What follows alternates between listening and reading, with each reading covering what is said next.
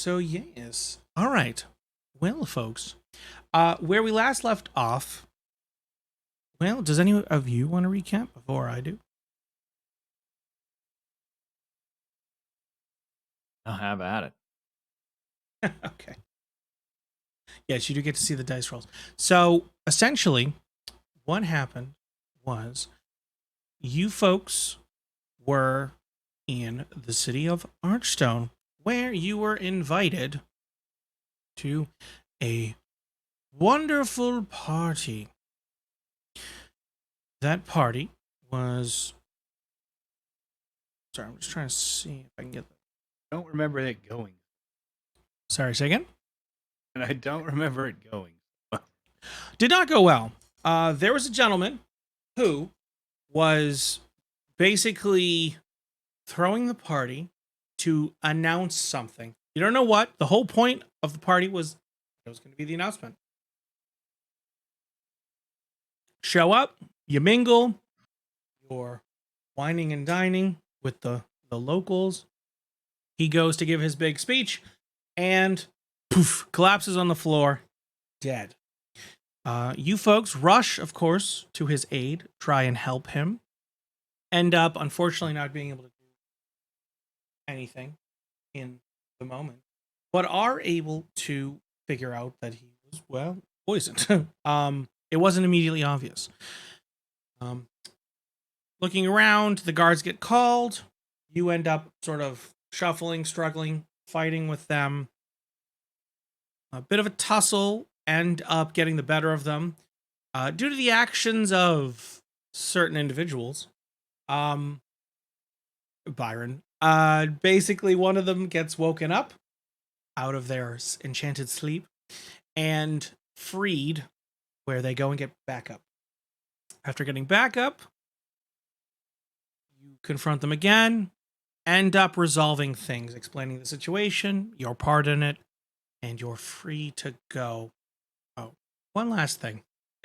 You realized that one of the helpers, servants, wait staff in the house were not who they appeared. Yaz, in fact, actually shot them and killed them in a single striking blow. But weren't able to interrogate. You were, however, able to get their personal effects, what they had on them at the time. And yeah, after being let go, you just sort of went out into the street, free to go, but left confused on the whole. Very confused. What were the name of the two organizations? It was the Gloves and the what? So the Gloves was the family that what you were at the house of, and the Rose Dancers are the rival family to the Gloves. Yeah. And the daughter was unconsolable and wouldn't tell us why. She didn't know why her dad, or what her dad was going to say. Yep. Yeah, we tried reasoning with her, but she didn't have any information. Mm-hmm. Yes, she seemed to. She didn't seem to know, from what you could tell. Again, it seemed like the whole point of the party was that he would announce to everybody, and was silenced before he could speak. So yes, so to let you folks know of kind of your options, just to put this out there, give you some ideas of the threads hanging in the air. You could potentially try and figure out what organization that person belongs to. The servant. You do have some of the personal effects. There was a symbol found on their effects.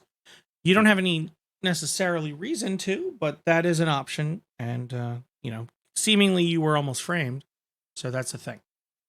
Option 2, you could just roam around the town, checking out what to do. There's a variety of things. There are actually bounties and such, so you could potentially explore that.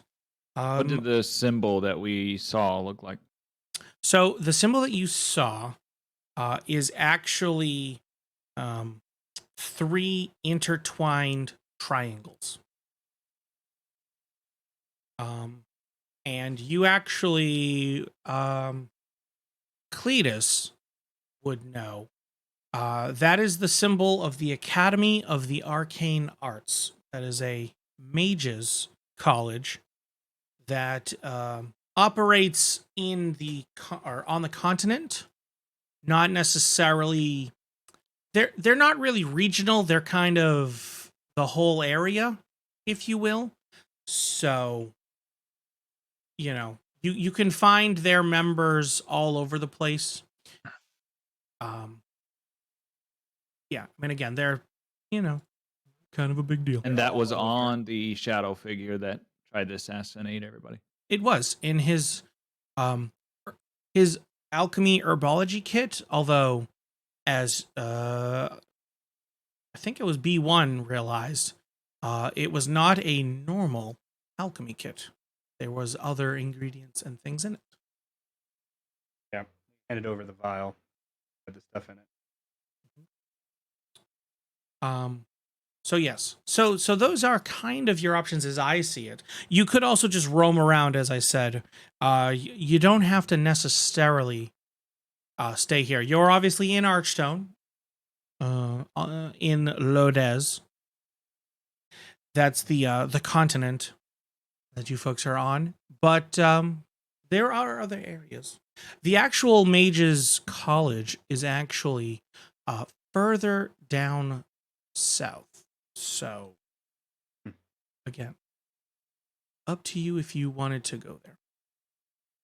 So at this point, right, we're like the members of the building, like of the event, are kind of rushing out, and we're kind of all sitting there, right? But there's been commotion, right? Does the town, are they aware of what's kind of like, are people starting to venture out and try to figure out what's going on? Like, oh yeah, so the guards were called. There is a bit of a kerfuffle going on because the guards were called.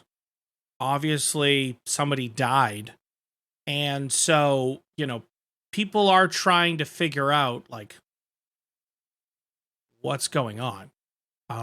What's going on? Yeah, oh yeah, for sure. Now, that doesn't mean they necessarily know, and the guards are keeping an eye on things. They're investigating, seemingly, but whether they're any good at it or not is, well, that's... So I'm gonna assume we kind of all just came out of the house together. Would you say we've had some sort of rest or anything like that? So you haven't had a chance to rest yet. Now you certainly Right. You could. Again, there's to your knowledge, there's no time crunch. You could grab an in room somewhere, relax, take a load off. What time of day would it about be right now? It's like in the middle of the day still. At Well, it would be an evening party, right? indeed, Morning. yeah. So at this point, yeah, you're probably looking at like dawnish around there. Yeah, early morning. Mm-hmm. So we could probably rest at this point, do a long rest. Yeah, for sure. Well, so Avail's gonna kind of look to everybody and just be like, "So, I don't what was on that kit that you got, the robot? What was on the kit?" so he pulls out what's left of it. Which I think was not much, right? I mean, there were some pieces to it, like it's clearly not what's there, but the main vial that we had found, we'd handed off. So he looks to Vale and he kind of So in case I didn't pulls say it out hello, and goes, folks, I will wave, but This I'm does not, not look standard issue, but the vial is now missing as we handed this over. Kind of puts it up for Vale to kind of look at, see. Does any of us care that guy died?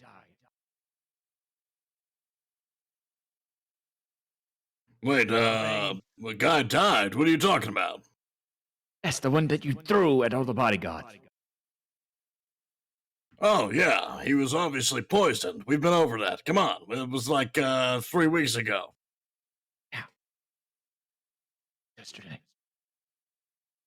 I'm more concerned about, has anyone seen the goblin? I'm pretty sure the prisoners, the guards, just took that guy away.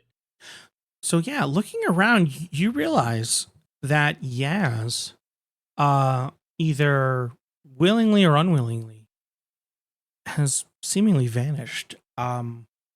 Actually, B1, one thing you notice, so B1's eyes are actually glowing a bright, like golden color. Normally they're blue. In this case, it's almost like a gold, a reddish gold. And as you're looking around, B1, you realize that there's actually almost the after image of Yaz stepping out of the building and seemingly pulled somewhere, like by a thread, a chain, a rope, if you will, spectrally. The sense you're getting is that it's some form of probably alteration magic, something like that. I'm sure the goblin's fine. I look as he says it and goes, he seems to have been taken. And he kind of like scoots his way over and points like, my sensors have identified that he was here at one point. Now he is not. Where Seems is like that What do you green mean by dwarf? taken? the details are unclear, but it does feel as if magic was in this area at one point of time. So adding these together seems to conclude missing as someone took. Okay, so he's gone. None of us could tell where he went. Well, there is one thing we should be worried about. What if he was also poisoned? True. You could have been poisoned. That is true. And I'm sure he'll die wherever he was taken to.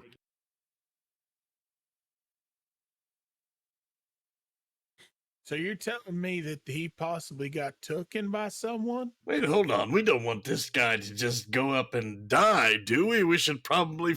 Wait, machine. Someone get that robot to find out where that magic went. We'll find that little bastard. Why? Cletus, you would know that there are forms of teleportation magic. There's a variety, of course. You know, you've even dabbled in a little bit, although it's not really in your wheelhouse yet. You haven't gotten a hold of it quite yet, but it's definitely a thing. Yeah. You suspect that if anybody, though, could teleport somebody out, especially against their will, it would likely be either a mage of some stripe or divine intervention. You asking me why? Forget. What was your name again, Blue Thing? I'm not a thing. My name's Vale. Is Vale still wearing a hood at this point? No. Are you Yeah. hoodless? What do you look like right now? Yeah, he dropped his hood.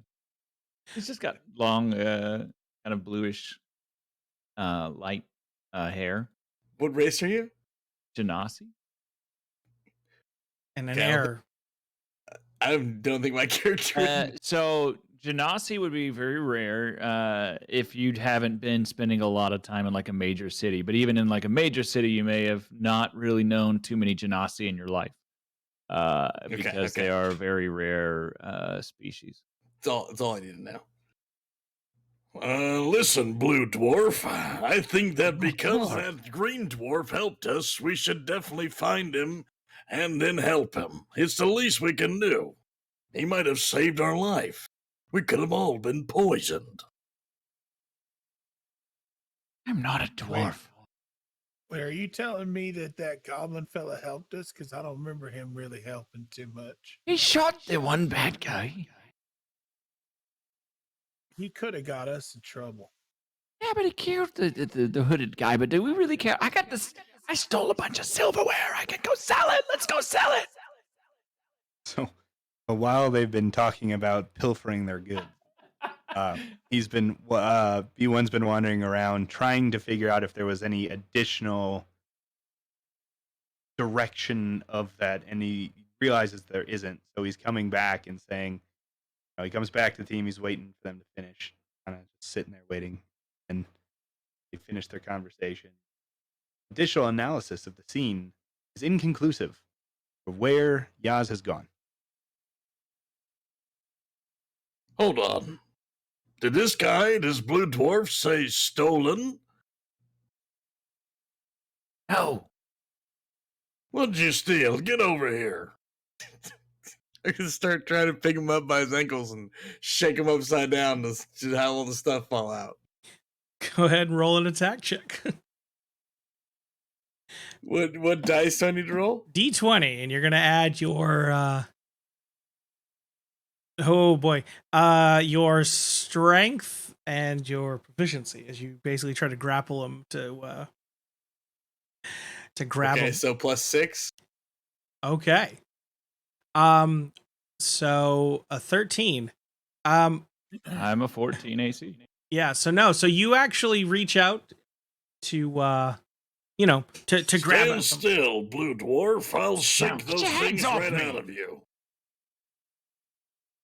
So slippery. He's just ducking and weaving. It's almost like the air itself is We're helping on the him. same side here.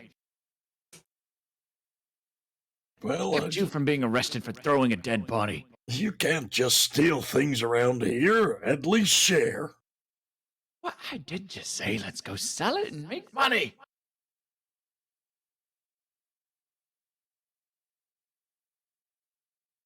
So, Vale, you do actually know an area where folks could, take questionable wares.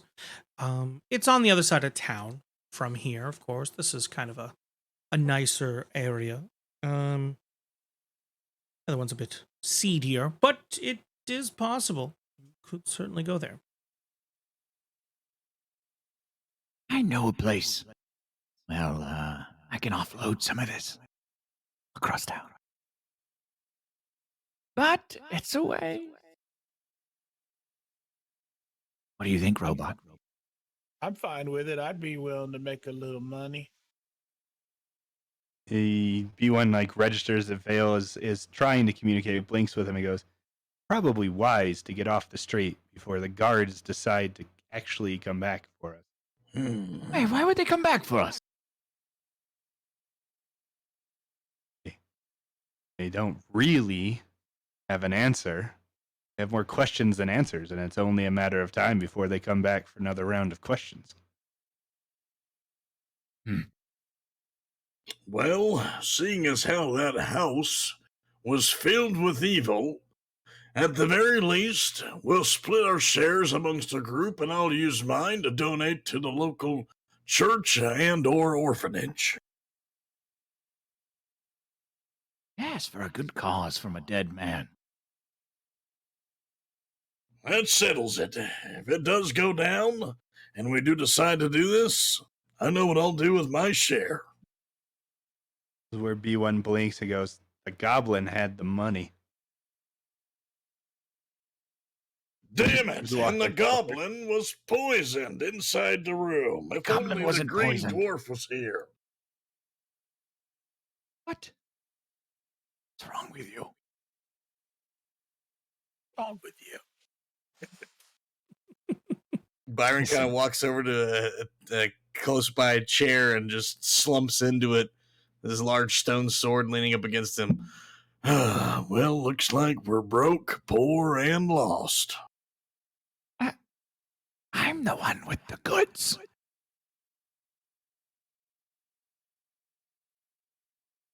But we have to decide if we're going to care about what we just witnessed tonight. We saw men be killed.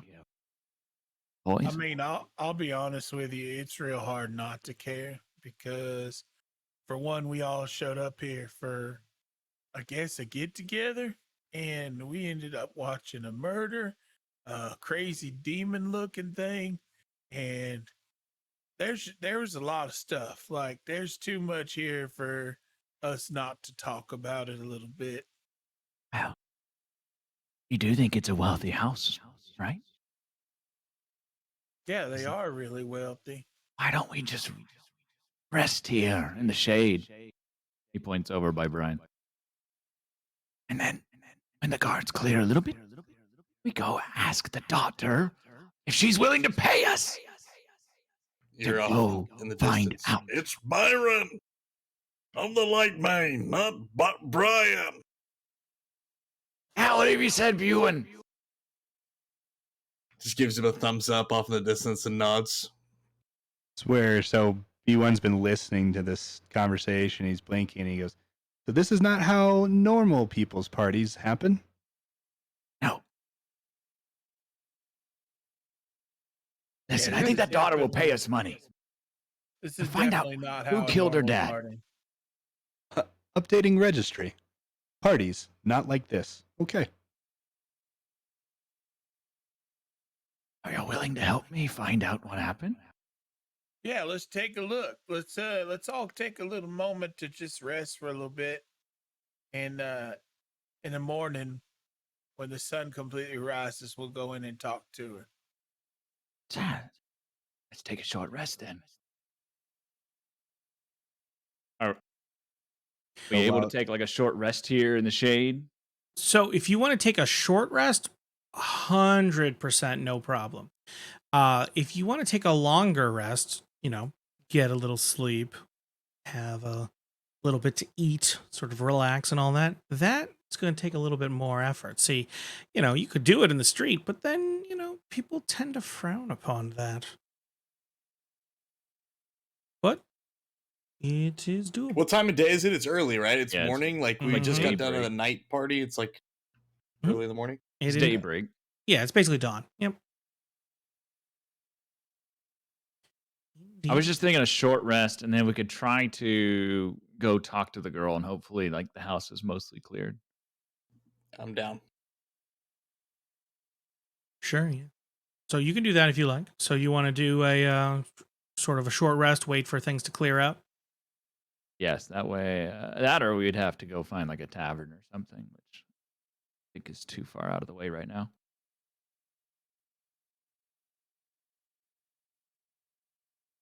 Okay. What Cletus B1. Gooch, what do you folks think?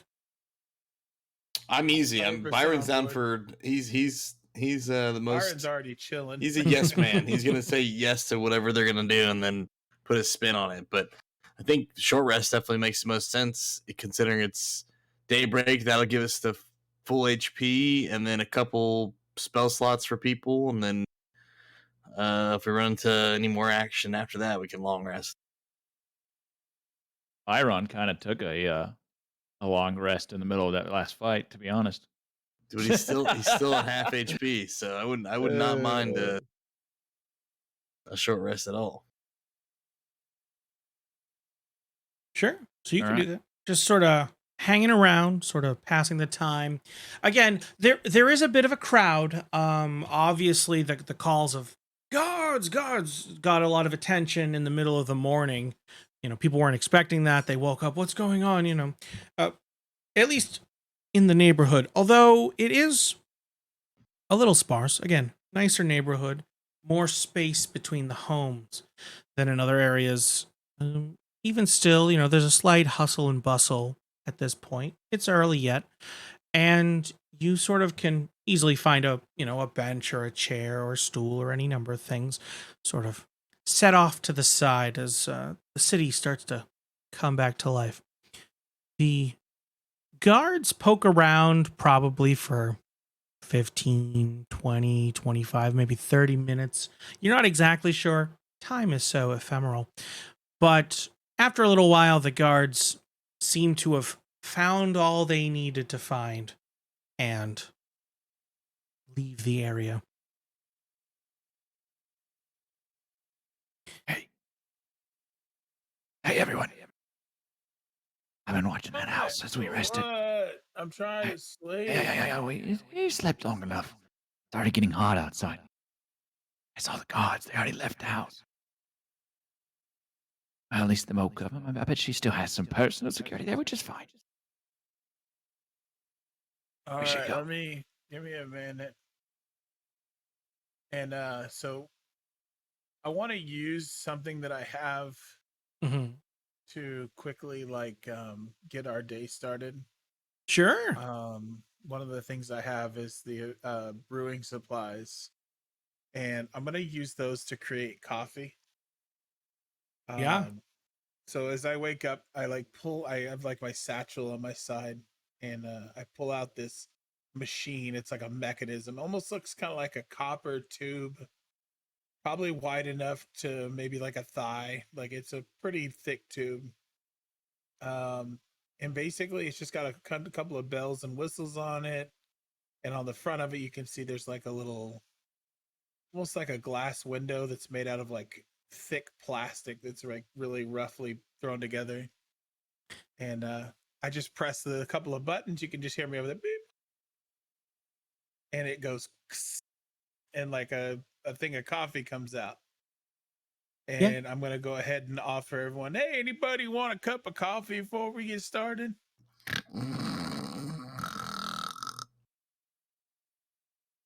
That'd probably be a yes then. I'm gonna go ahead and pour out a couple of cups of coffee real quick and hand them out to the rest of them. Sure. Yeah, go for it. Everybody gets a little nice cup of steaming hot coffee. Byron's gonna awake to the aroma of this cup of coffee next to him. He's gonna, slowly kind of come to, take a sip, and take one sip for him, and then pour just a little tiny sip out into the grass next to him. And under his breath, you're gonna hear, "One for me, one for the green dwarf." For sure. Now, would you describe this as a very restful beverage, Cletus? Yeah, I would. Little pep in your step. So you folks actually, if you had any damage on you, you actually heal a little bit. You feel a little bit more vigor, a little bit more vitality sort of rush through you at the as this sort of coffee hits. Cletus, could you roll a d6 for me? Oh, you're gonna use my song of rest? That's pretty cool. Yes.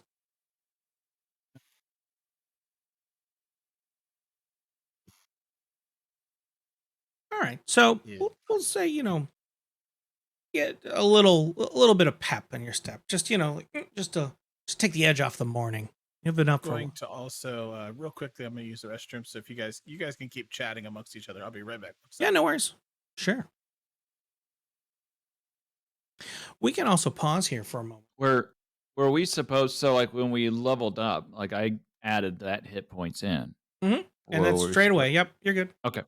Just making sure. Yes, no worries. No worries indeed. Byron's gonna notice off in the distance. He sees like a Cletus standing behind a bush and hears some liquid hitting the Little ground or running whatnot. water. Mm-hmm. And he's gonna close his eyes and nod his head and say aloud, "It's a good dwarf. Pouring some out for the green dwarf as well. He's one of the good ones." You can see the golden ale pouring into the He stone. takes another sip of his coffee and pours a little more out for you, saying, "One for me, one for the green dwarf." Vale's just kind of arch his eyebrows and shake his head and then just finish his cup of coffee. Sure, yeah. Again, it's good. It's it is tasty. Okay. So I mean, Do we unless get, do we get everybody 2 needs a healing drink. points? You do get 2 hit Yes. points, yes. Yes. Do indeed. Ordinarily, you know, you might need to spend a hit point to get some hit points back, but I feel like it's good in this case. So you just get 2 hit points. It's good coffee. So, how was your coffee? He walks over to the Vale. It was good. Man can make a good cup of coffee. Are you sure it wasn't poison? Do you need me to taste it? Byron says as he slurps the rest of his down. I imagine my cup's already empty. But sure, if you'd like to lick the glass. Let me just make sure. He hands him the empty cup. Byron's gonna be shaking the empty cup above his head, like just having some of it spray all over his face, missing his tongue completely. Oh, looks like someone's left. He'll do this for a couple minutes while Cletus is finishing his thing. Just alternating between his cup splashing on his face and Vale's cup splashing on his face, kind of like double fisting right now. While he's doing that, Vale's going to kind of watch him for a second, but then look to B1 and see if B1 actually is drink any coffee and if the robot can drink coffee. You want so he's just been watching you guys and blinking the whole time because he doesn't understand the concept. So he's like, what is this? You know? So he's just kind of like absorbing and just blinking, and then he sees you looking at him, kind of wanders around. So he turns around, and I mean, so you guys are sitting at this bench. He just kind of starts wandering off into the crowd. So he never drank it. Seemingly never drinks it. So Vale, Yes. as you were sitting there kind of, again, looking at people drinking their coffee, sort of reminiscing a bit, you sort of think back to about a week ago. Where were you? Where was I a week ago? Mm-hmm.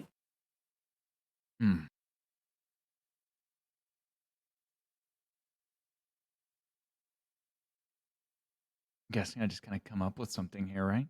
Yes. So Val would start to think, trying to figure out as he just kind of looking around, watching these guys like, man, everything's different than a week ago. I thought I was dead. Man.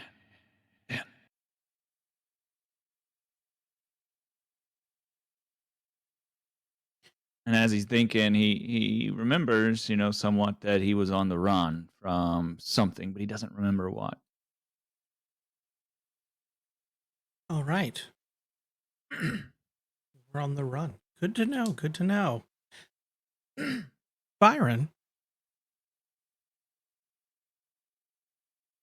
Yes. What were you doing as you're sort of, drinking your drink and, just sort of, again, resting, relaxing?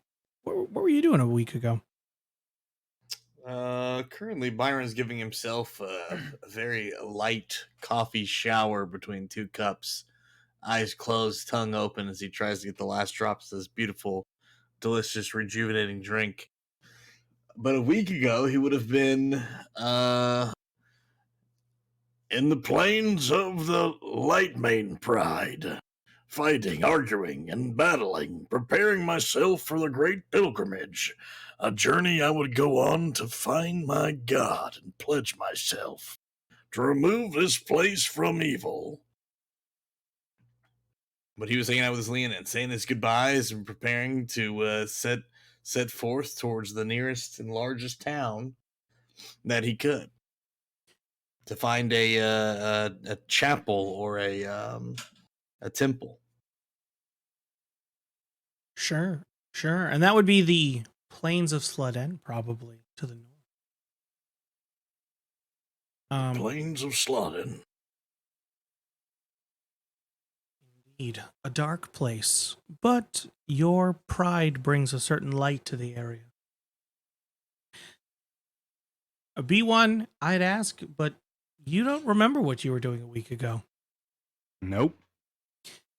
You, to your knowledge, were sitting immobile in a scrapyard or a mechanics workshop. You're not quite sure. When you sort of came to consciousness, welcome back. It was a few days ago. Sorry. And you were basically just sort of outside, standing, unsure. Cletus, where were you a week ago? A week ago? Mm-hmm. In the Oh, world, Lord. yes. A week ago from the event or the moment? Mm-hmm. From now, basically. Well, I had a big stream that night with Burke, I think. No, I'm just kidding. I'm kidding. I'm kidding. I immersion. I'm sorry. I had to make the joke. No, yeah, it was good. I get it. Oh, yeah. Honestly, probably it seems like this character would have definitely been from like the vicinity. Archstone seems to be a good fit, especially the tavern. Sure. So yeah, probably wandering around the tavern, working, picking up odd jobs.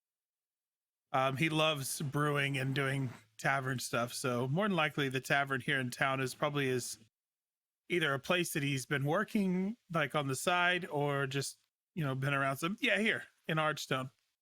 Makes perfect sense. Sure. Yeah, no, of course. You're, you're a local in some ways. You've been here a while. That's why I got invited to the party, because that's where they like to hang out, is the tavern. Makes sense, of course. For sure, yes. And business is booming. You've been doing well there in the tavern. It's a little bit, you tend to work there. You also tend to just be there. It feels like home to you. Yeah, it's like a house, like a place I go all the time. It's there. All right. So, what do you folks want to do now? Well, before we move on, I was just going to let you know the music had stopped on Alchemy. I don't know if that's on purpose. It's not, but what was the music playing at one point? Yes. Okay. So the challenge is I'm not sure why. I think there might be a bug. All's fine. I just wanted to let you know in case you didn't know. I definitely appreciate it. I just we'll have to that might be a thing we have to figure out and fix after the fact, because it's not looping. And the question is why? Because I can make the music longer. I can loop it manually, but I'll need to set that up ahead of time, and I did not. Yeah, I mean, if you want to just play some of your own stuff in the background or something, who knows? Yeah. I can do that here. I actually, I can do that totally. So let's see, real quick, just so that you folks have something good. Because we can I always would definitely. we the players can play our own music for this week. I was thinking about chat. Yeah, for sure. I agree. I would definitely say that this group that I've run into would be a group that I have found in my town at this point. Like, I feel like these are people that I could get to know. Sure. Especially Brian. Brian. Especially he made me say Brian now. Tim. I keep calling him Brian. Especially Byron. I mean, I could see him hanging out at the tavern for sure. Oh yeah. All right. Shall we go to the house and talk? Yeah, let's go. Let's go talk to that girl. What do we call her? We call her Lady Glove. Princess Glove? I don't know. Miss Glove? Miss Glove works. Miss Glove, yeah, let's call her Miss Glove. Okay. Come on. The Glove Maiden. Maiden of the Glove.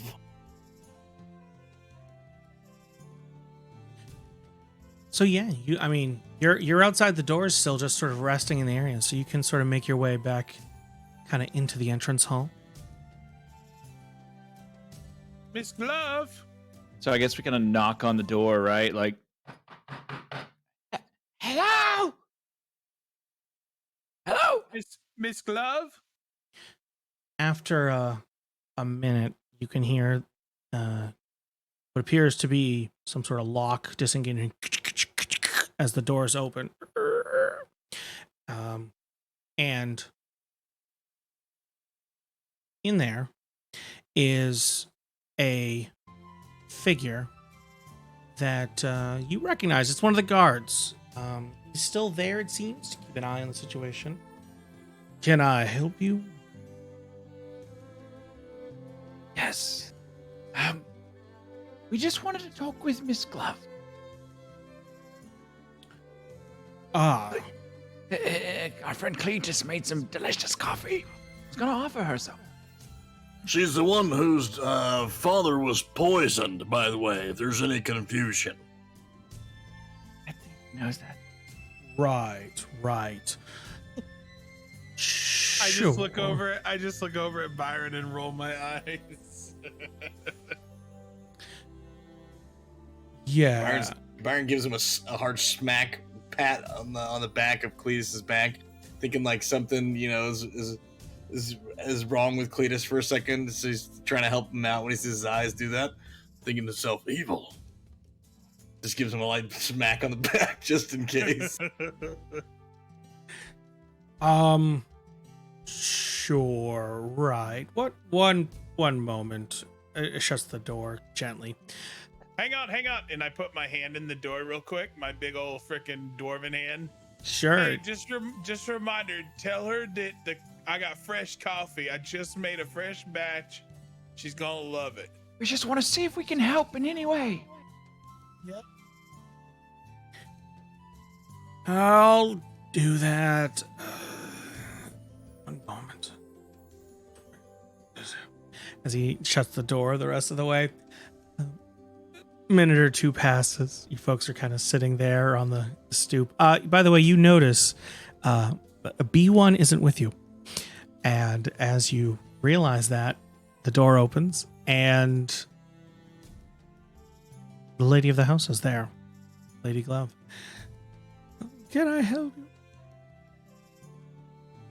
My dear, how are you holding up? My dad was killed. Yes. Technically poisoned. I don't know if we want to say Listen, miss. We want to help you. How? Well, one, for starters, we made some delicious coffee. Would you like some? She kind of tentatively reaches out a little hand. It's definitely not poison. That's what you're thinking. Oh, no, I don't want it. Poison. Listen, we want to help catch whoever did this. I do too. But Cletus, real quickly, Cletus pulls out of his bag that container again, the tube, sets it on the table in front of us, and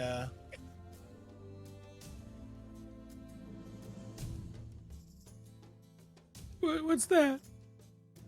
so just a minute, and it goes, and out comes this just perfectly steaming cup of coffee, and I hand it over to her. Here, ma'am, take a sip of this. This will make you feel better. Go ahead and roll persuasion for me. Persuasion. Indeed. As you kind of try to convince her that, you know, even though somebody has mentioned, well, poison, you're not actually poisoning her. You're here just to help. It's good for her. Persuasion. It's under the skills. Yeah, I clicked it. It's not making it do anything. Hang on. Uh, Do I cl- hit view or check? Check. Oh, all right. Ooh. So the tone of your voice, you're keeping it gentle. You're like, Well, I was also very kind to her during the ordeal too, so she has to recognize that. and she remembers it. And I was super sweet to her. So as you hand over the coffee, she remembers it. Oh, thank you, and thank you for the help. She drinks a bit. This is good. Thank you. How can you help me? I want to find the killer. Well, Cletus here, he works at the Tavern. He got a lot of connections. And I know some connections in other parts of the city. And that guy that's wandering around that's a complete idiot, I'm sure he knows some people too. In the background, Byron's just checking under Go ahead. chairs and sofas looking for a green dwarf. Roll investigation. And shit. He's not looking that hard, but if I can, if you want me to. Oh yeah, do it. I want to see. I think it'd be hilarious. Okay. So anyway, You just turn around. And this giant red couch is half lifted in the air. That would be a 7 total. DM. so yeah, you guys look over and you see Byron just like physically picking up like the sofa and like a love seat, like the table is Dwarf. looking. Green dwarf. Don't pay any attention to him, Miss Love. We lost a little goblin guy. But he's fine, I'm sure. Yeah, pay him no mind, ma'am. He'll be all right. He means well. But back to what's important. We can help find who did this to your father and why. Yeah, I'd like that. I think All right, cut 2. B1, you're in the marketplace, just roaming through the crowds, off on your own, nobody around you. People are sort of hustling and bustling as they go about their business. And yeah, it is a bright, sunny day. Why do we see the market but you don't? Second? Oh, there it goes. Okay. It just didn't show the market on your end. Go ahead.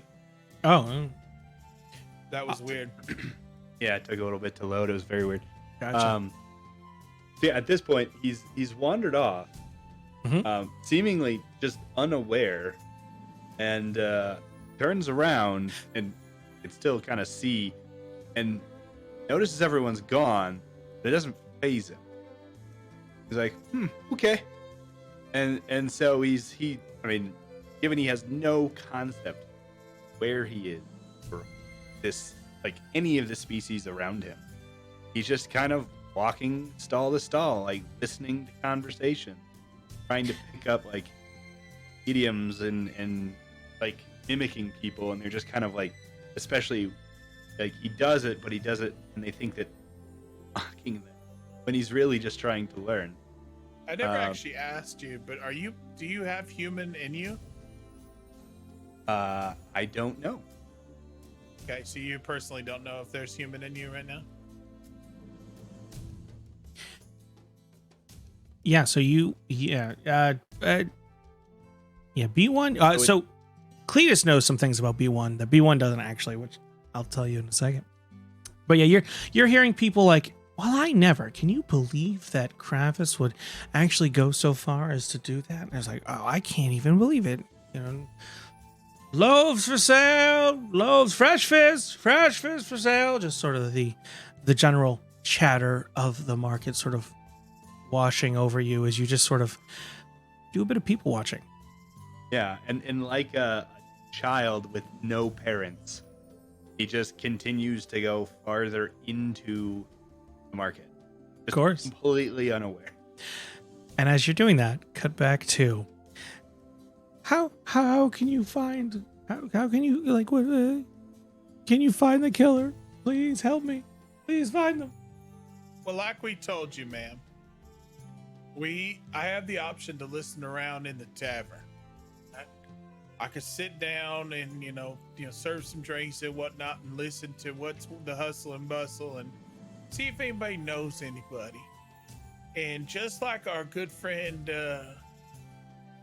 Vale over there, he said that he'd be interested in searching around to some people he knows as well. So it's not going to be too hard for us to, get the rundown of what's going on in this town. Well, miss, I believe you might already have answers, wouldn't you? What do you mean? Surely you know who'd want your father dead. No, I mean he was loved by, well, I mean everyone. Maybe they're the rose dancers, but everybody else certainly. Well, of course, rose dancing. Do you think it was them? I mean, they're suspect number one, right? I guess. I mean, you could investigate them. Well, that's what I suppose we intend to do. Right. If we are to help you. Yes. They're a very powerful group, though, right? Sure. I mean, yeah. I mean, what's a bartender? A really dumb priest guy. And while I'm in tattered clothes, we're going to help you. But we need funding. Okay. How much do you need? That would look at Cletus, as Cletus is more apt to be believed in this situation. What do you think, Cletus? Well, honestly, I don't know, to be honest. We're going to need supplies if we're going to infiltrate wherever the Rose Dancers live, right? Yeah, we'll definitely need some supply money for sure. I know some of these fellas live kind of like, I guess you'd say, in like a lower point in the town. Like, we don't have a whole lot of monies. And I know you have a lot of monies. So it's not like we just want all your monies. We just want you to give us the fair shake of money that you think we deserve for the work we would do in finding your father's killer. Yes. I think payment for finding the answer will come after, right? But we need funding in order to do the job. Correct, yes. Sure. Okay. Is 100 gold enough? Does that work?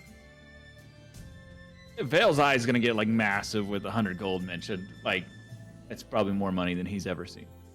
That's a pretty good amount, to be honest. Yeah, like I said, like, all this work we got to do, coffee ain't just going to make itself. And everyone realizes I make coffee that make itself. Yes. Okay. Yeah, I can. That would be gracious of you, miss.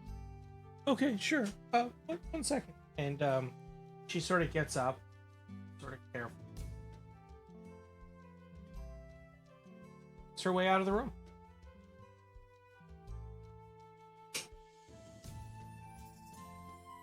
Couple minutes, she's going about. So you can, in theory, do stuff while she's sort of. Byron's gonna follow her out of the room. What are you doing? I've searched everywhere. I can't find that damn green dwarf anywhere in that room. So I'm gonna need to look in all of these other places in this house he could be hiding, or even worse, poisoned somewhere in here. Why do you keep saying poison, Dad? Well, You all can hear that, by the way. I'm just being realistic, ma'am. Since your father was poisoned just recently, and I mean poisoned, he was dead. Well, it could happen to anyone, and so we've got to get rid of this evil.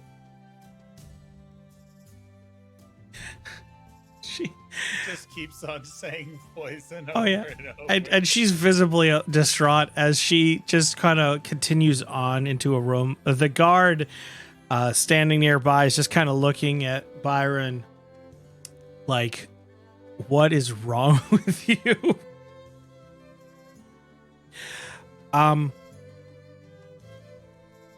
Okay, well, she's getting the money. B1, you see in the crowd what appears to be it's almost like a shiny headdress on this person.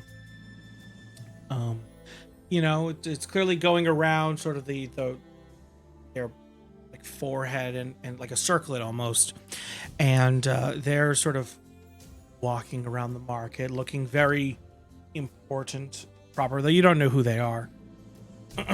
People are looking at them. There is a group sort of with them with weapons, and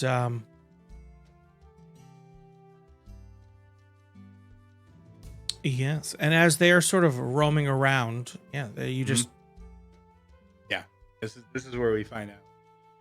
B1 doesn't know why he's attracted to the setup, but he is. So he starts to, whatever he was doing at that moment, kind of like drops, kind of like pivots his body, and then just starts following. like a little lost child. B1 stumbles after this figure Like, who's banging into stands, not even fully aware of everything else. Like the poor little kid that was right there, he just walked right over. hey, my mangoes! Yep, scoots right through. As you're going, just sort of knocking over things in stalls, like, watch where you're walking here, pal! And, they eventually end up, you can see at a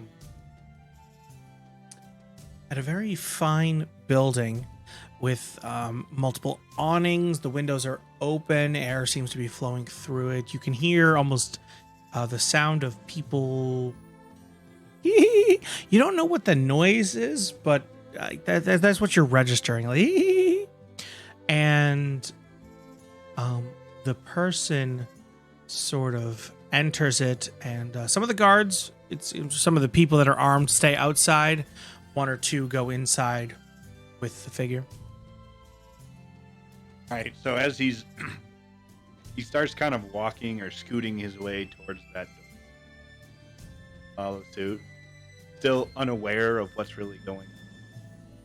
Kind of starts getting close enough that the guards probably start taking notice. Oh, as you do you go in or do you just approach closely? I start to approach, but it's very clear that the intent was to follow this shiny eye. So, as you approach, as if get ready to go in, they look you up and down. They see your heavily armored stature. Excuse me, bud. Can I help you? So he like sees the guard talk to him. He blinks, but has no concept why that is impacting his ability to go find the shiny. So he takes another step forward. Hey, and hand sort of starting to rest on the hilt of their swords. What are you doing here? So at this point, it registers to B1 that he's in danger, but he doesn't know why. But a defensive protocol starts to. Uh-oh. And roll initiative then. If that's- Oh, Split party. parties split up. We're fucked. Nick just over here doing his own thing. That's what happens when you leave a child to itself. Let's hope it Oh. works out. You wandered off. Okay. He's missing his babysitter. Yaz is his babysitter. Now he's not around. That's true. Yeah, I was just wanting to keep him around to sell him, though. Exactly. Yeah. True story. All right. So, here's a fun one for you. Cut back to as you folks are in the house. She comes back in and sort of places a coin purse. Here's 100. That should take care of it, right? So Byron's gonna intercept her whenever he's in the hallway. He followed her in the hallway, and he's searching this hallway. So I assume he's gonna see her first when she rounds the corner with this bag of coin. Sure. Well, Glove Maiden, unfortunately, no sign yet of the Green Dwarf. He's somewhere around here, helping us slay the evil. You know, he was my best friend, I'm pretty sure. How lovely. Super confused. What's this you have in your hands, Glove Maiden? It's the money for you, for supplies. For supplies? Yes. I see. Well, you're very kind. Allow me to take that off your hands so you don't have to carry such a burden. All right, here. I'll be sure it finds the right place. She hands over the bag of money. He's gonna kind of just sling it over his shoulder, not even think about, twice how much it is or counting it, and follow her into the other room. So she walks back into the lounge, and Byron's following her. There's the money for the supplies. Please. Where? There. She gestures to Byron. Oh. Byron, that's not going to your church. Don't worry, I've got the supplies secured. We'll make sure it finds the right place. No, we need to make sure that we use it to buy things that we need in order to do our job. Great That's thinking. for us. We'll make sure that we get all types of anti-poison materials. Alright, you gotta quit saying that. Miss Glove, Yes. we need you to focus. On what? We need to know what your father was going to announce. You didn't tell me. He said it was something to do with the Mages Guild. Something to do with the Mages Guild. Yes, the college. Good news or bad news? I don't know. Good news. We need to throw a maybe. party for it, right? I guess. He didn't seem upset. Has he ever thrown a party for news before?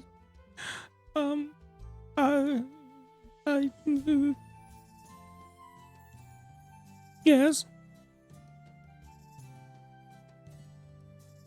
Was it always good news? I guess it's good news. Does he have a study where maybe he wrote down a speech? He has a study, yeah. Did you look in his study No, for any evidence? no. Bill kind of looks to Cletus and to Byron. Don't you think it'd be a good idea to look at his study to see if there's any evidence of a speech or reason he was going to announce anything? Or possibly more evil, or even worse. Poison. Maybe he was working with somebody. Cut 2. All right. So, B1.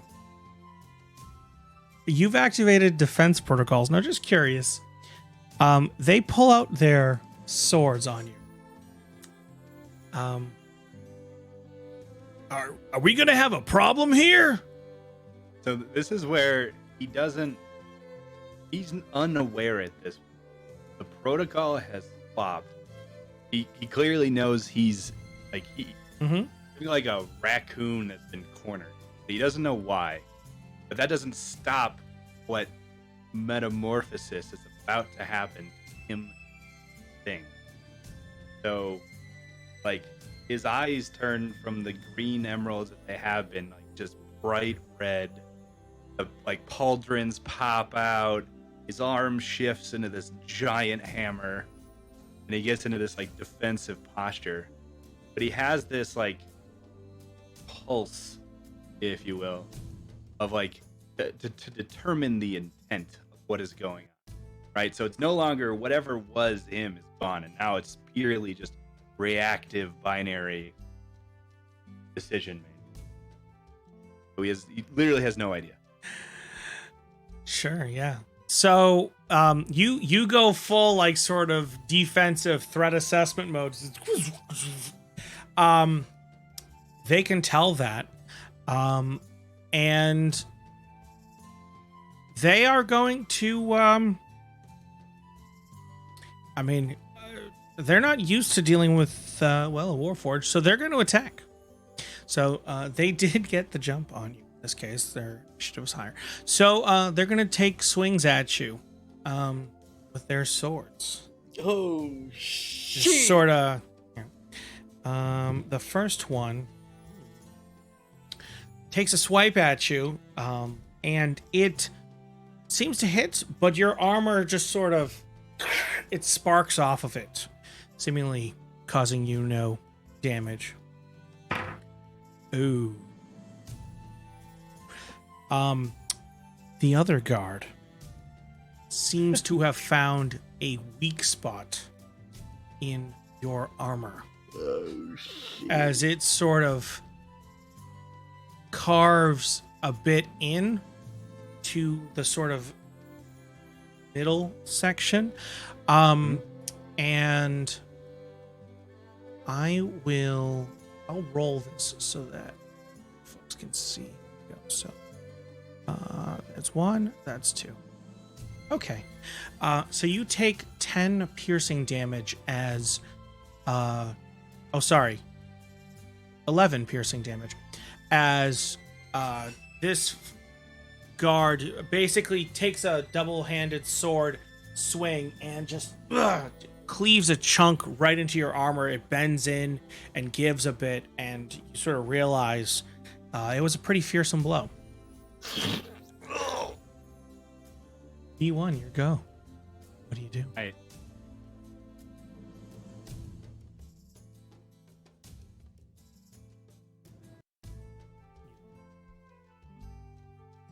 So out of that hole, this acid splashes out. Yep. Acid or poison? Acid. Okay. So it uses the acid splash. Oh my god. Okay. So let me see here. The one I know is poison spray, but I'm trying to remember. So it like supposed to be like a bubble of acid within range. Right. Yes. Target must succeed a dexterity saving throw or take 1d6 acid. Yep. Thank you. I forgot about that. Okay. So it's not like you did it. It's just that because you've cut open into this, like it starts coming out. And that makes sense. All right. How much damage is it if they fail? 1d6. Go ahead, roll a d6 for me.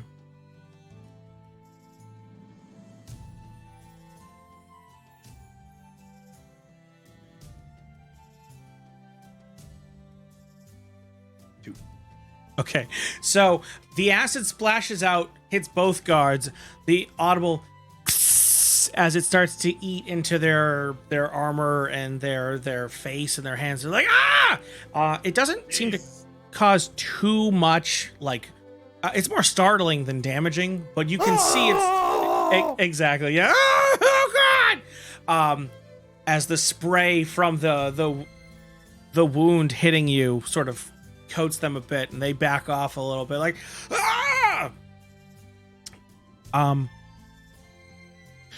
So rather than like do anything next, he just like he kind of buckles from it and just roars. But You it's roar? very loud. Yeah. Like, he's getting more angry. He hasn't tried to hurt them yet. He's just even more angry. All right, I need the group to roll perception for me real quick here.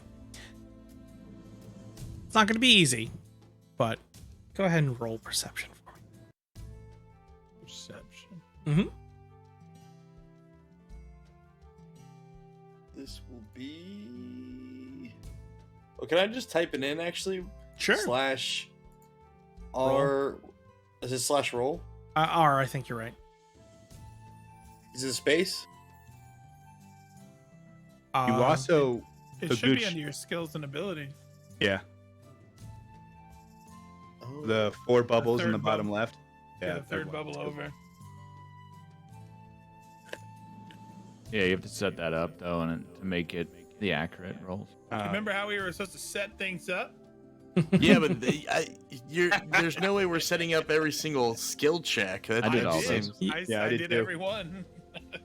I did them all last week. The good Or news, first week. Oh wait, actually, I have mine set up. I didn't know you could click these bubbles. So these bubbles actually. Okay. so you can click it and either do view or check. View lets you set it if it's like something you actually have proficiency or whatever in, and Yeah. check is literally you roll it. Yep. Okay. Yeah. Well, mine is set up. I didn't know you could do this. This is cool. These bubbles have all your stuff.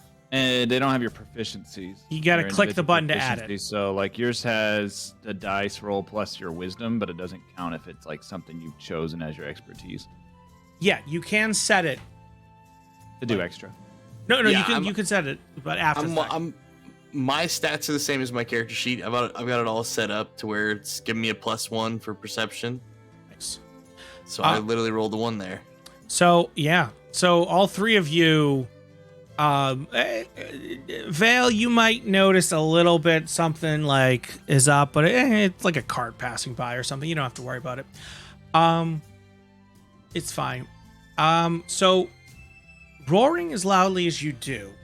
First of all, everyone in the vicinity is aware something's going down. People are looking. People are like, "What the? Oh my God! What is that?" Horrified. The guards are gonna try and regroup, and they're gonna try and, take down this crazed warbot. Okay. So both guards, sort of in tandem, sort of swing, and they manage to sort of pinch you between the two.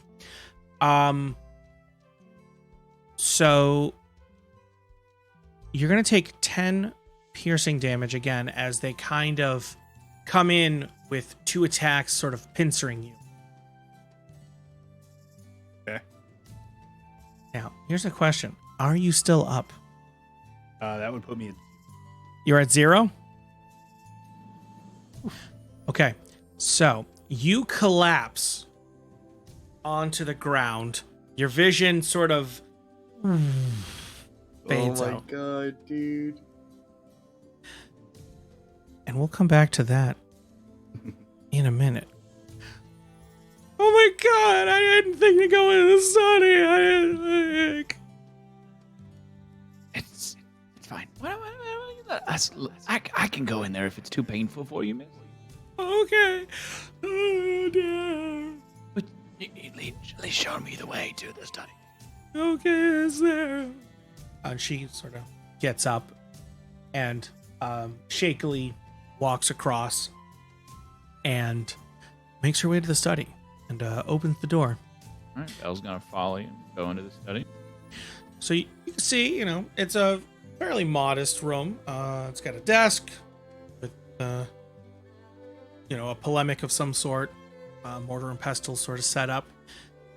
There's a few tables, an armoire. There's some paintings on the walls. It is lit, mostly with the, morning sun, but it's there. Okay.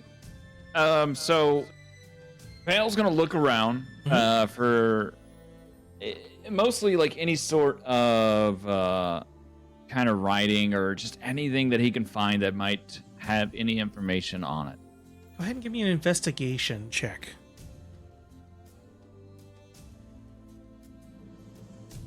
Okay. So, you're sort of looking around. There are papers kind of all over the place. It is a well-used study, actually. It is organized, but there are papers, and you sort of look and see. Some of them are notes on like the house ledger and sort of, their food expenditure and things like that, their finances and whatnot. And as you're kind of looking like, through all the papers, you don't see a specific like speech that you're trying to find as you sort of flicker through. Right. But you do realize something.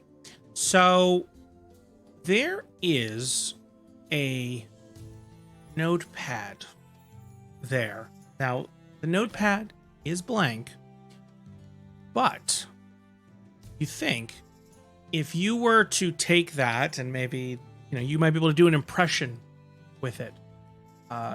Some charcoal, some crayon, so whatever it would be, some wax, and sort of you might be able to figure out what was written on the notepad.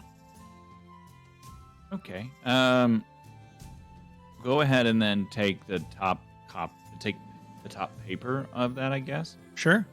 Because I imagine we don't see anything like that we could do to do an impression in the room. No, you weren't able to find anything. Okay, so I'm gonna just tear off the top paper and put that away. It's loose leaf, so you easily grab the papers. And you have it. All right. Okay. What about this this scroll that's behind the glove hand? Is that a scroll? It's well, yeah, one of Father's scrolls What did you use the scrolls for? to cast magic. I don't understand.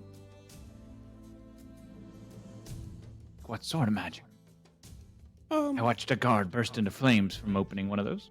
Oh. Yeah, what kind of magic did he use? He was a mage. Do you mind if I take that to have it examined? Sure. So Vale's gonna take it and put it in his bag. That scroll. Sure. Yeah, you can do He's that. not gonna open it. He's not gonna do anything with it. He's just gonna take it and secure it. Sure. Yeah. No worries. You can do that. You touch it, you burst into flames. No, I'm just kidding. You don't. You're fine. You grab it. You You just burst into flame. yeah. You could grab it, put it in your bag. Miss Glove, do you mind if I ask you a question? You just did. Another one. Sure. What happened to your mother? I don't know. Oh. Okay. I was just thinking, trying to figure out what's going on with your family. She died a long time ago.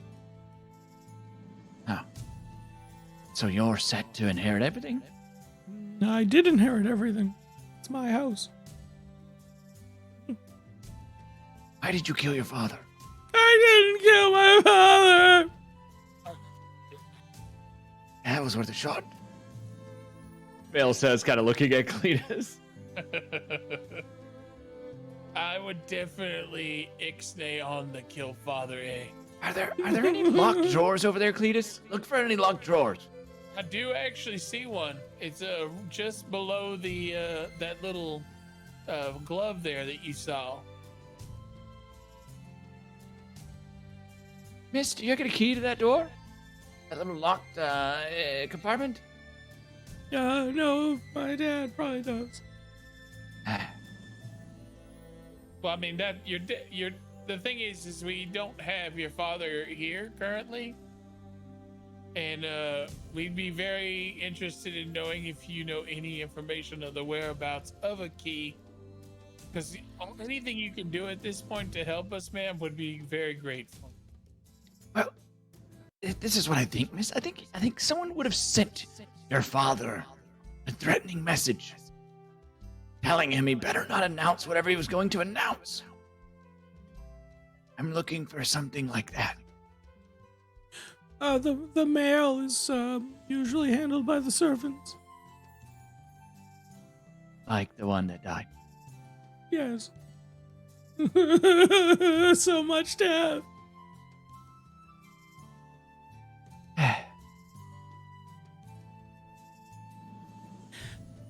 As you folks are in the room sort of doing that, you hear front door. I think someone's at your door, miss. Did you want me to go answer it? Yeah, who is it? I don't know. Ask Byron. He's still lingering. So, Byron, where are you at right now? He'd still be in the I guess initial room with the gold, just hanging out while they're in the study. So I'm still in the first room. So you see the guard approach the front door and open it. Can I help you? Yes. I just wanted to offer my condolences to the Gloves. I, just heard what happened and terrible tragedy there. Could you extend my condolences to Lady Glove? All right. And what's the name that I should give her? Garrick. Yes. She'll know who I am. Have a wonderful day. Bye. Hang on, mister. And I'm gonna I'm gonna do the same thing I did before, like grab the door, big old dwarven hands. Hey, mister, are you friends with the deceased? Oh, friends? No, peers? Yes. Would you by any chance know of any reason why somebody would want to hurt him?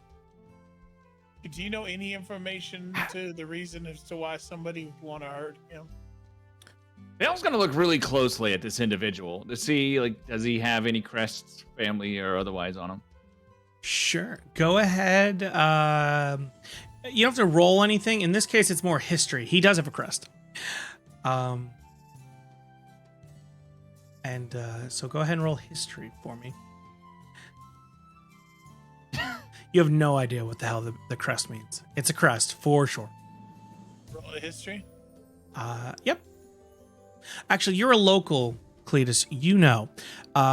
It's the crest of the Rose Dancer family. The Rose Dancers, eh? I don't know why I said it like that. I liked it though. I liked it. Oh, yes. I'm Eric Rose Dancer, yes. Interesting. So you're good friends with this fella, I hear. I don't know about good friends, but Okay, all right. acquaintances, perhaps. Okay, all right. Well, if you do somehow come across any information as to why there might possibly have been somebody out to hurt Mr. Glove here, could you? I'm sure he'll report it to the proper authorities. The tavern. Come on down to the tavern. I'll be there most every day. Oh, yes. My name's Cletus. I work in the tavern. Nice to meet you, Cletus. Yeah, that's not usually. It's not usually my thing. That's more my brother Brock's. But yeah, I'll let him know. That's sure. Ah, okay. All right. Maybe he'll pop in. He likes a good drink. What did this guy say his name was? E. Garrick. Call back.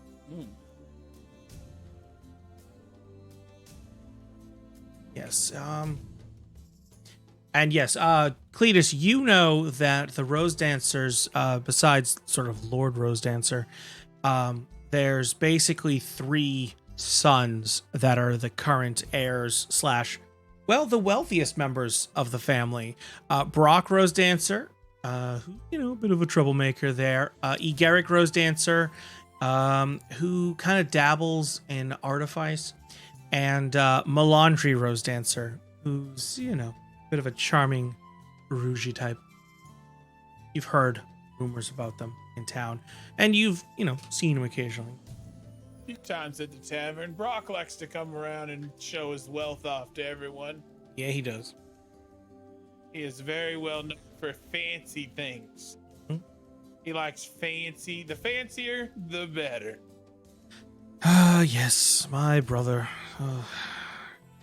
Reeling him in is... I'll tell you what. Listen. I'll be at work tomorrow. Right now, came down to this party here. I was invited by Mr. Glove to the party, and some things happened that were out of my control. And now I'm here with these fellers, just taking some time to investigate a little bit and find out if there's anything we can help to do, to help Miss Young, Miss Glove here. But if you guys do know anything or could find anything, or you hear anything from Brock, could you come down to the tavern and let me know? That'd be wonderful. I don't see why not. Sure. All right, thank you, buddy. All right, have a wonderful day again. Offer my condolences. Have a wonderful day, buddy. You too. Hey, you're not going to invite us to your place for a party? Goodbye, gentlemen. I'm sure you'll have a good one, too. You could tell, by the way, looking at their attire, the robes they're wearing probably cost more than you've ever seen in your entire life. Yep. Well, how much was his bag? Just the bag alone was like thousands, wasn't it? Oh yeah, it's in fact, if Brock's bag. Yeah. Oh yeah, for sure. So yes, they like to flaunt their wealth. All right. It's about this point you realize B1 hasn't come back yet. Hey, we should probably go find that robot man. Unless he was taken by the same people that took the goblin. Yeah, let's. Well, we don't know. Maybe he did get taken out of thin air again. Maybe. What's happening? Why can't someone take Byron?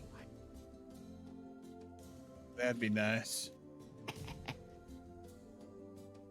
Byron, What?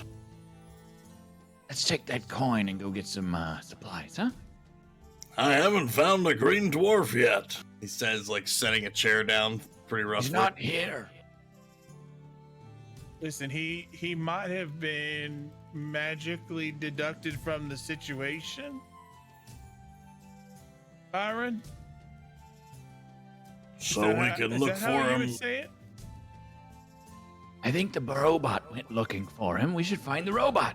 Yeah, let's go find the robot, Byron. Holy. Byron. The robot's missing. We better find the robot. The robot didn't come with us. We gotta go find him. Let's do that. Let's head on out. Thank you, Miss Glove, Please for your find them. hospitality. I hope you enjoyed the coffee. Find Our the condolences once again. As you make your way outside, sort of standing there in the the street in front of the house, you can actually see several guards with a cart, and on the cart you notice, passed out or otherwise asleep, is B1, wrapped with heavy chains. Guards! What happened? Make way, excuse me, make way. Hey, wait a minute. We know that robot. What happened here? Whoa, stop, hold. You notice they sort of stop the horses that are pulling it. What? I don't just stop though, because I consider this person like an acquaintance. So I'm like, no. What happened? What did you do? Oh, I mean, this thing here, it went crazy, berserk, and attacked 2 guards. No, that's not like him. Was it told to do something by a small green dwarf? He's my best friend. He's missing right now. Oh, you want to report a missing person? Small, green, usually shoots things, bosses around this robot here, and is also my best friend. Haven't seen him. All right. Come down to the barracks, I suppose, and He's really good at sussing out poisons and baddies. Evildoers. He shot one before any of us even knew. yeah, I would love to talk to you about your friend there. Poison, you say? Yeah, that would be great. Byron starts to lift with his free hand the robot, or attempt to out of the cart. But we'll need this one too. Whoa, this whoa, one's whoa, one whoa. of the good ones. Put He's him part back. of the cause. No, whoa. We gotta figure out what's this thing attacked. This thing attacked 2 guards for no reason in front of a gentleman's house. Yeah, but we're gonna go ahead and take him with us, okay? We'll handle it for you from here, guards. Thank you so much. Byron, Go ahead and roll persuasion. And what does Byron do? Byron, with his other hand, it's holding the sack. He takes it and he shoves the entire sack in the closest guard's hands. Here, take this. Hold on to it. I need to use both hands. He's Stop. in here tight. And so he hands him the huge sack of 100 gold coins, pieces. and then he starts using both hands to try and grab the robot out of these chains. Whoa. He's really Dale's jammed going in to here. be like, here, guard, let me hold that. Nope. Stuck in there pretty good, isn't he? What the hell are you doing? I'm trying to get our friend out of here. It wasn't his to give to you, guard. Yeah, you don't give him the money that we're gonna use to supply our freaking group. Byron's very focused on just trying to. Oh, man, maybe his chain here. If I could just. Yeah. Undo the lock. Their debt is paid. Yeah, no. I'm sorry. What was I'll that? give you half of that. It's chains. Much Only easier. half. He Yeah, takes that's the body not of money we can just give away, You can- Mr. Guard. takes We the need body that. of him, throws him on his shoulder. Much easier. All right. Listen, we need to take them. We need to take them to be investigated. Can't have an automaton walking around attacking guards and without reason. Here, he hands you back the sack. Byron's already walking off like 10 feet with the robot. Well, Hey, put that back. Vale Just- takes the money. Just completely ignore it. He's in his own world, just walking off. Man, a lot heavier than I. You stop that man. And the guards start to draw their swords. What do you do? As soon as Byron hears the guard, and What? Oh, he stops and turns around. Put it back on the cart. put one back on the cart. That thing. It took me quite some time just to get him off. It might take me just as long to put him back there. Somehow I doubt it. put it back. Okay, whatever you say, in the name of justice. Starts Now, are walking these back city towards Scar. guards, or do they have a different, like, rest? These Yeah, is this like specifically a group or just the city of people? so Or do you interestingly, want us to investigate that? they do appear to be wearing the attire of city guards. Okay. All of you can roll perception for me, except obviously for B1, who's unconscious. Yeah, right.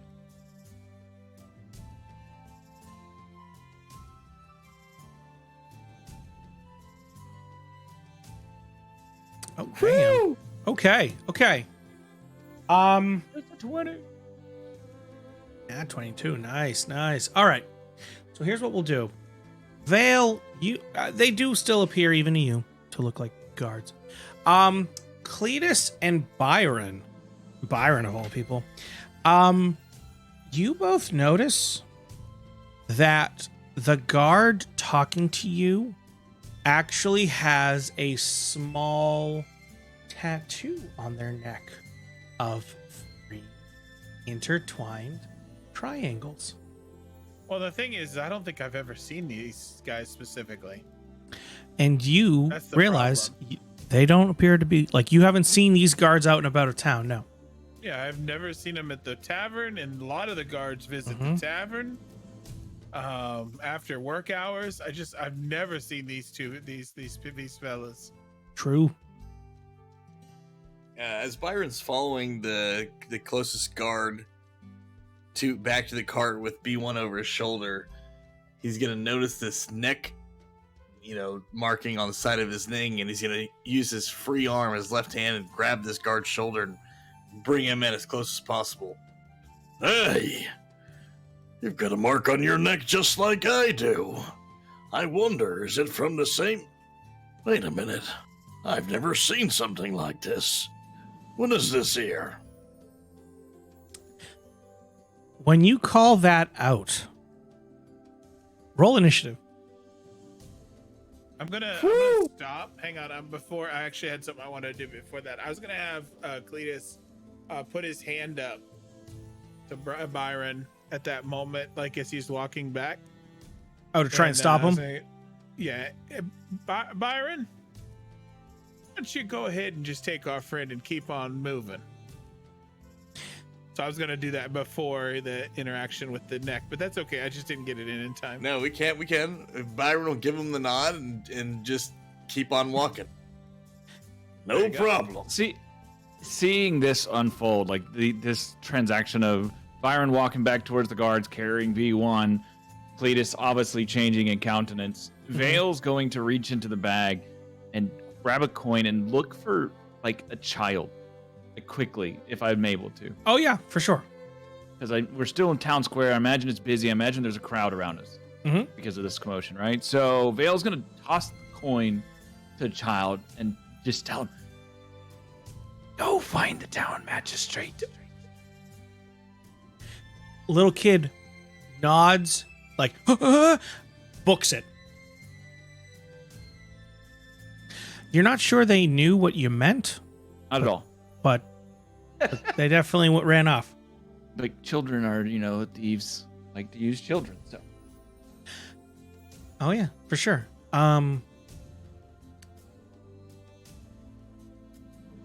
And as you keep walking, they draw their weapons. And we will go to initiative. All right. How do you do initiative and spell? So what I can actually do is that, and that should give you a chance to roll for it. So good. In the name of justice. Hopefully they persist through the freaking the fight. Okay. Actually, you know what I can do? Hold on. Can I?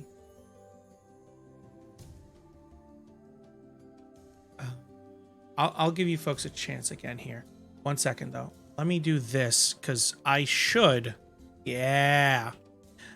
Okay. We'll do. Yeah, it's funny because before we even had that interaction, I was already thinking like, these are definitely not. Speaking of, before we do the combat, are we allowed to talk about the thing you just did a minute ago, or we want to wait on that Talk about what thing? with the brothers? Do they know about that? We can wait if you want to, or we can talk about it. No, we can chat about it now. That's totally fine. Go for it. So those three brothers were us three in the one shot 2 weeks ago. Oh. So I actually am the rich brother, the one we were talking about. I am him. So that's why I knew so much about him. I was wondering. So yeah, The Rose Dancer brothers are actually, it was me, Danataj, and who's gaming now? Who's Gaming Now. Those were the Oh. three brothers. So I thought that was really cool. The That's callback was badass. perfect. They are That well was an known in the awesome city. callback. And so as I said to everybody, the one shots that we do are going to be part of the world. So, they are living characters doing their things. So, as a heads up. And who knows? Maybe a one shot will become a two shot or more, right? Who knows? But regardless, they are part of the world, and they help. I enrich it. definitely loved the interactions between the three brothers. Like, Oh, yeah. I would love to see that again come back. Oh, I'd love to do a a next time sort of what Yeah. goes down between. Historically, how long ago was that? Right? It wasn't So that was about over now. in time. It was about a year ago. They've been sort of whining and dining around town, and that all happened again. Timeline wise, there we go. Roughly a year ago. And there's as Cletus could attest, and any locals, there's a bunch of rumors around where the money came from.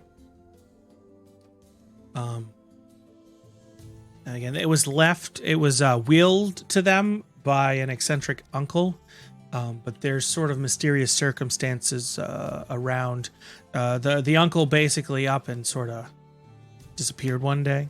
And so, there's rumors that maybe Almost the same as the glove. yeah, Too far from that same story.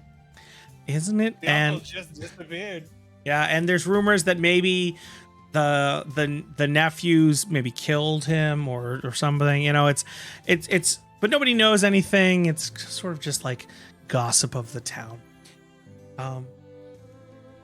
And yeah, no, for sure. All right, Good job, though. Great callback. I loved it. It was perfect timing, and everything felt really good. So yeah, we can keep going. Yeah, no. We can still talk about it. I'm fine to do that. I'm just putting them in there. So Yeah. No, I was I figured it was a good it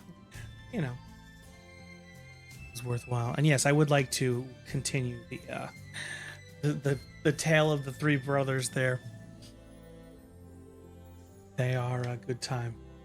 But alrighty, sorry. So you have to re-roll initiative here. I can trigger it again just to let it do that. yeah, go ahead. Oh, I lost my 21. I know, I'm sorry, but I'll can I? Yeah, I went from a 5 to 23, so.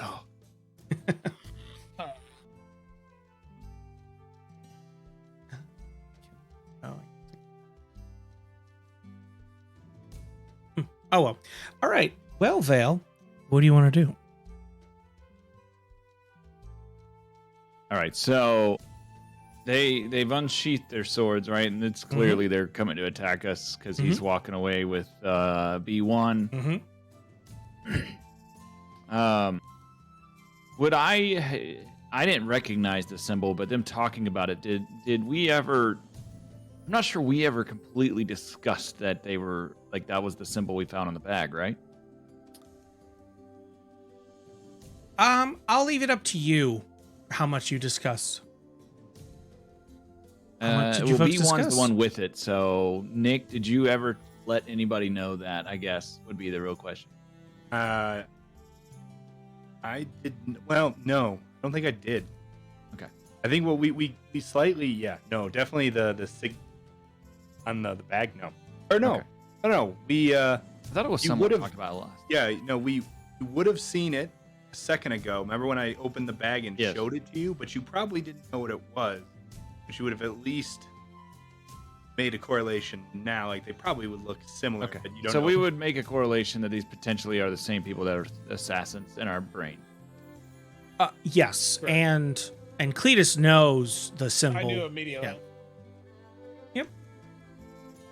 Okay, so Val's going to then That's why I told Brian. just immediately It's set right. on edge to begin with. He's going to go ahead and we're just going to. Vale's going to go straight for the closest one that he can, if there's any that he has advantage on. Sure. So, it wouldn't be advantage necessarily, but Well, for more to make sure we try to get a sneak attack in, I guess, with one's kind of there's one guard neck that to. so there's one guard that is near Byron, so that in theory you could attack him, and Byron would give you your sneak attack because Okay. that's how that works. So that's the one Vale's going to go for then. All right, it's the one that was leading the cart. So Perfect. okay, So he swings a sword. So Vale would kind of, in a motion, throw the bag of money into his bag as everything's going down to make sure he secures the money first, the most important thing in his life. And then he would eyeball the one right next to where Cletus is at. If this is how it has to be. And he would reach out and go for the guard and swing his sword, attacking, and then also doing sneak attack. sure, yeah. You could definitely do that. The guard, a slice across the torso. It's a little hard to get the angle. They are on horseback, so they're a little higher up than you're sort of normally used to. But you get a sort of a vivid swing on them. It seems to connect pretty solidly. You can actually feel some of the give of their chainmail as it actually pierces a little bit. You can see blood start to run down their side. He's going to be a little surprised because the guard didn't just poof and change into one of the cultists. I thought Fair. he was going to change into a cultist. That's fair. All right. Byron. I'm going to, with B1 still over Byron's shoulder, Byron's going to cast Cure Wounds while he's holding him. And On B1? on B1, yeah. So like he's I don't know if this is possible, but in hopes of kind of like bringing him back or out of whatever he's unconscious or whatever. So go ahead and roll. It's you don't have to roll like a test. If you're doing Cure Wounds, which you can do, roll a D8 for me. Add 3 to it.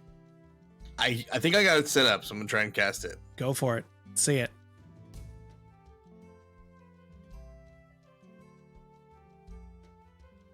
Okay, there you go. Nice. Good roll. So, B1. Systems online. Your eyes sort of, we'll say, reignite. You are currently on the shoulder of Byron. I need you to roll a D20 for me. A 1. All right. All right.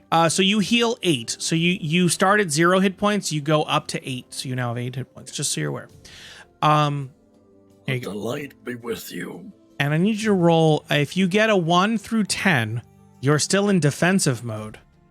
If you get an 11 or more, you're sort of back in normal operating mode. Nice. So just normal, right? No, it's your disadvantage. No disadvantage, just a straight up D20 roll. Yep. Okay. Let's go. So I will say, actually, because you rolled a 20 on that, you are in defensive mode. These guards are clearly not good, and you will get to act this turn. Let's go, dude. You're just like, systems armed. All right. Yeah. As B1 wakes up. All right. And that's Byron. Guard 2. Shit, the bot's active. It's going to take a swing at Cletus as the closest target. Say, shit. Get out of here. Retreat. Okay. And they miss. The swing goes wild as they try to take a stab at you, Cletus, and you're able to sort of duck out of the way. Hold up my beer mug. Yeah. Oh yeah, just blink off of the mug. Ah! All right, and that's the guard 2. The main guard that you were speaking with the neck tattoo, steps up and says, "You know, if you want it done right, you do it yourself. I need all 3 of you, I guess it would be 4. All 4 of you to roll, shoot, technically, let's see, apologies, I always forget.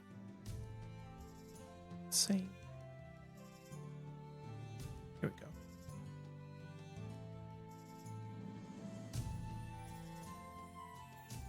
Aha, perfect. And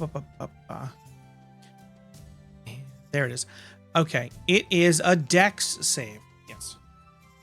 And what is this? Is it like a physical attack? This will be a physical. Well, you'll see. It's a dex. Go ahead, roll your dexterity save, and I'll explain what's happening.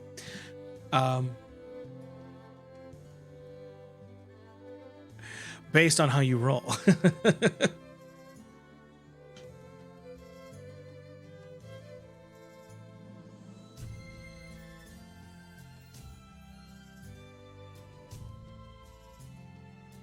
There's just the standard dex save. Yep. So you go to skills and abilities, you click Dex on the left, And and then- then it'll pop up. You can either do a check or a save. That's it. Such Okay. a cool system. Oh yeah, I love this site again. Alchemy RPG. And Cletus and Byron. Is it Byron's turn or my turn? No, all of you have to roll a dex save. Oh, okay. Mhm. Thought it was just him. Nope.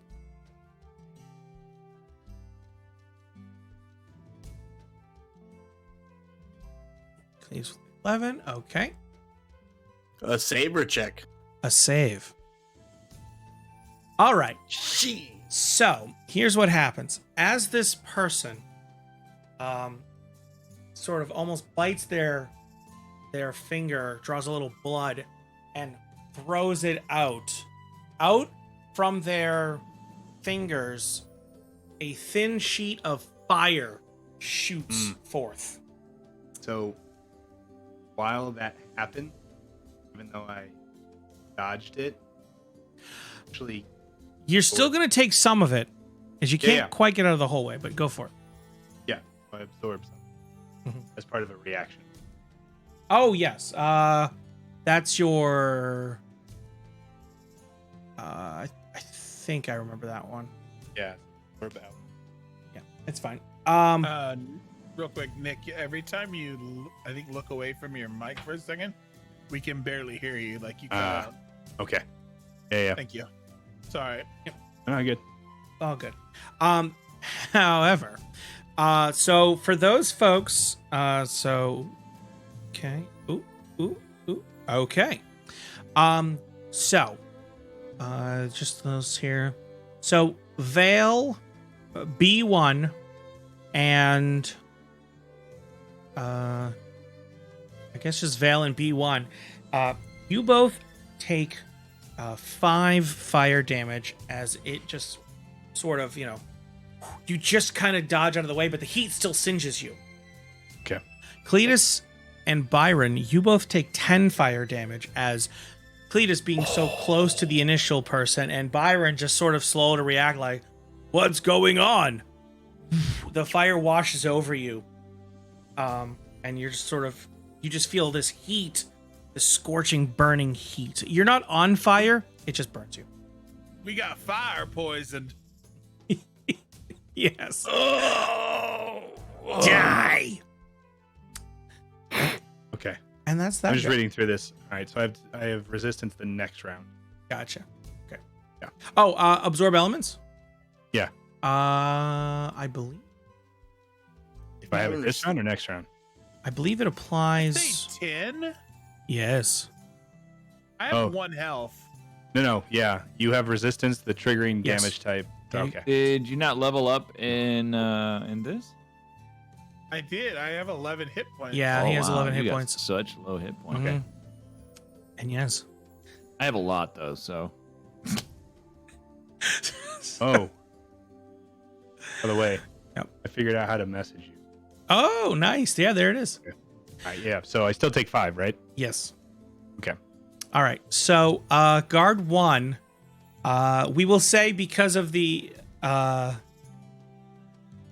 going to attack probably the bot because it looks like the eyes are glowing red, full defensive mode or whatever. So they're like, oh crap, and they're going to attack it. And that will hit. Okay. For 2 damage. All right. on who? On This is on B1. Are you still up? Yep, I have 1 hit point. Okay. All right. That's that. Cletus, it is your turn. Well, I was going to use this opportunity to attack, but I guess not. Let's see.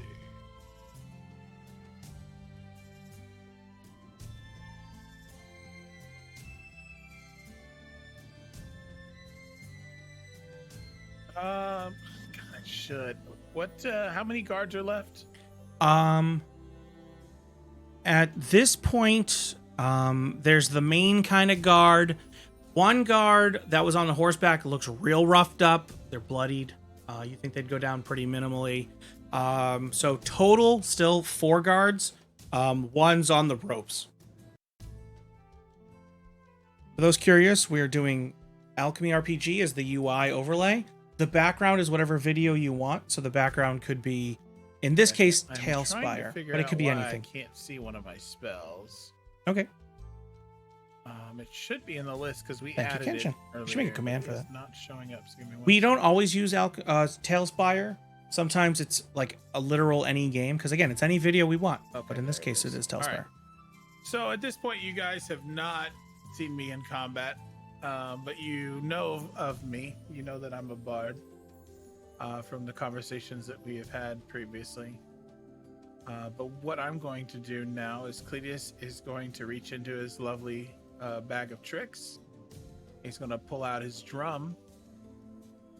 He's got a very nice canvas pulled drum, and you can tell it's got like a lot of etchings on it. It's really, really beautiful drum, and it's something that he's had in the family for years and years. It's just a dwarven made drum, and I'm just going to start playing that drum quietly, starting it first, and then it's going to come in louder, and you're all going to hear just this echo through the town square of this like boom boom boom boom boom boom boom boom, like this drum coming in, and I'm going to cast Thunder Wave at both of the guards. All right, yeah, you can definitely do that. In fact, because of the area, you can get, I'd say, 3 out of the 4 guards.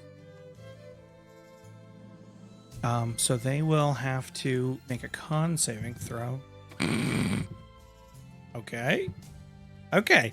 So let's see. So go ahead and roll 2d8 for me.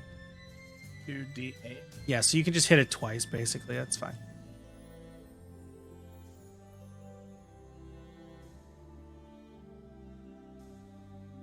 Okay.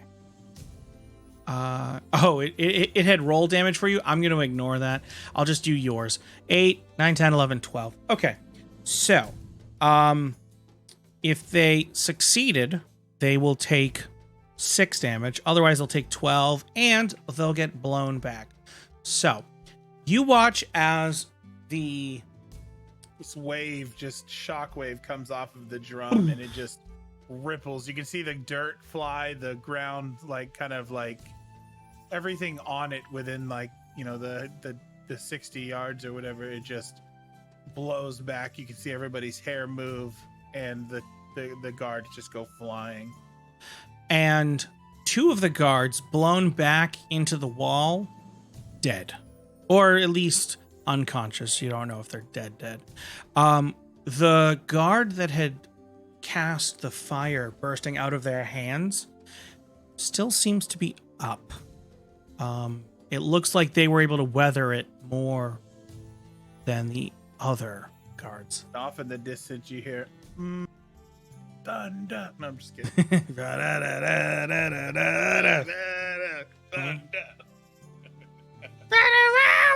Anyway, sorry.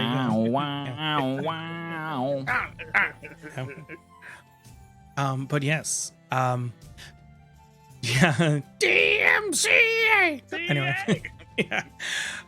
So yes. So you do that. So 2 of them get blown. One of them gets blown off the horse, collapses, unconscious, possibly dead. The other one blown back into a series of hedges, and doesn't seem to be moving.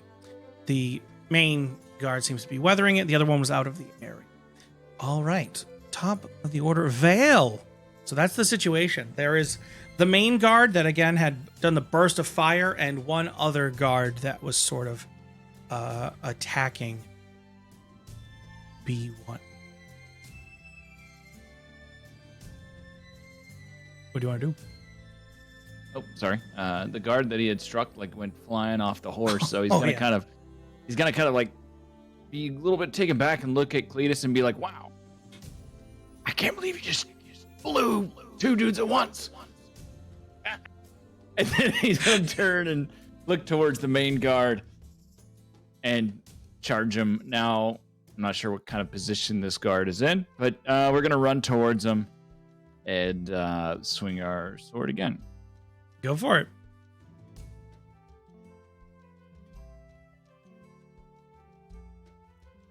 Okay. Yeah, so you do get sneak attack because this guard is also attacking B1. So it's kind of a you get a double team there. Okay. How do you want to describe that? You take him out. So Vale runs at this guy who just cast flame. A different one. Everybody. Oh, this is a different one. Mm-hmm. This is the head guard, not the flamethrower. The flamethrower was the head guard. Oh, okay. That's not who I just charged? I thought you attacked the one that B1 was attacking. That works. Go for it. Attacked guard That 1. works. Yeah, I said guard 1. So I charged the one that is attacking B1. And as I kind of swing my sword through him, you kind of see like his clothes and everything. They kind of have this breeze that is different than just, him moving, but you see everything kind of just flowing. Everything is in a smooth motion, almost like it's slow motion of his hair and his clothes all moving. And he slices through from low to high through the guard in one smooth motion of the individual. And Ending just right in front of B1. And then he just looks at B1 and says, "You're welcome." As the body flops over in 2 pieces. Damn. B1. So where? I mean, obviously I'm pissed. Right. Mhm. So there's a roar, and then who's the closest one? There is one guard left. So you kind of like, since his arm is still this giant hammer, he like smashes the ground, runs up to him, and then I'll use his booming blade, but he just smashes him with his arm, I guess, hammer hand. Go ahead. Roll an attack. So it's this. So it's a melee attack. So for you, D20, you're gonna add 6 to it. Okay. What is it? Slash. All right. So 19. Okay. So yes. Okay. So yeah, so you hit, go ahead and roll your damage.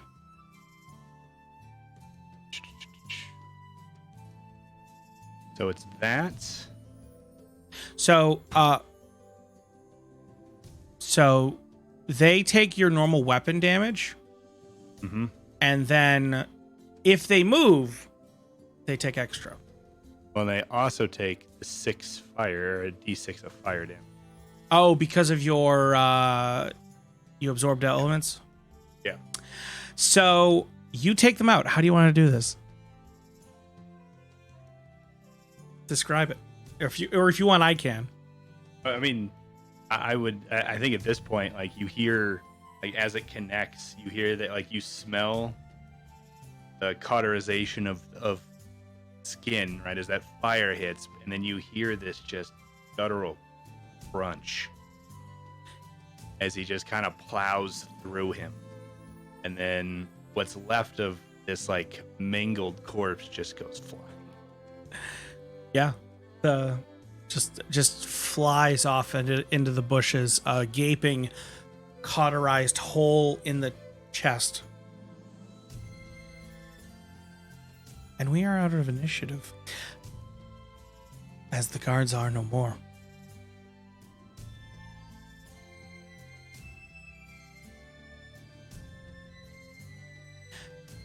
So Val's gonna kind of look at the crowd immediately, like after this is over, and just see what the people that are in this square or whatever are doing. So there are folks definitely calling for the guards. You know, they've run off. Other folks are sort of just staring horrified, like, what did I just witness? There's one person that's still just trying to sell their fish.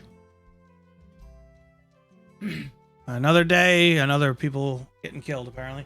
And, yeah. And one guy's watching, but, like, intensely, but, like, they like it.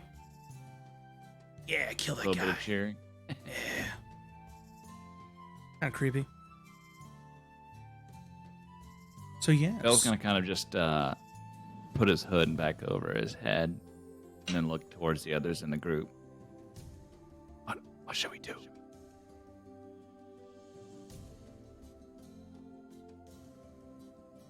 I'd honestly say let's get as far away from this place as we can, and then we can talk about it. Just in case they send more guards. Anybody against that idea? If we run, we look like we're in the wrong.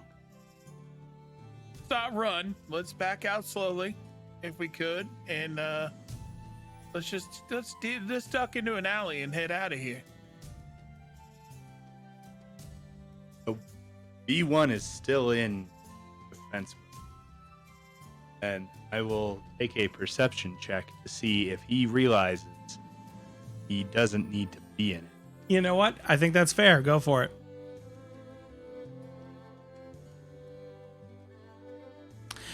I would say it's easy enough in this case that he can tell he should. All right. Because Yeah, the so guards are the visible guards, at least right now, are not present now. Right. So it's like his hand morphs back into what it should be.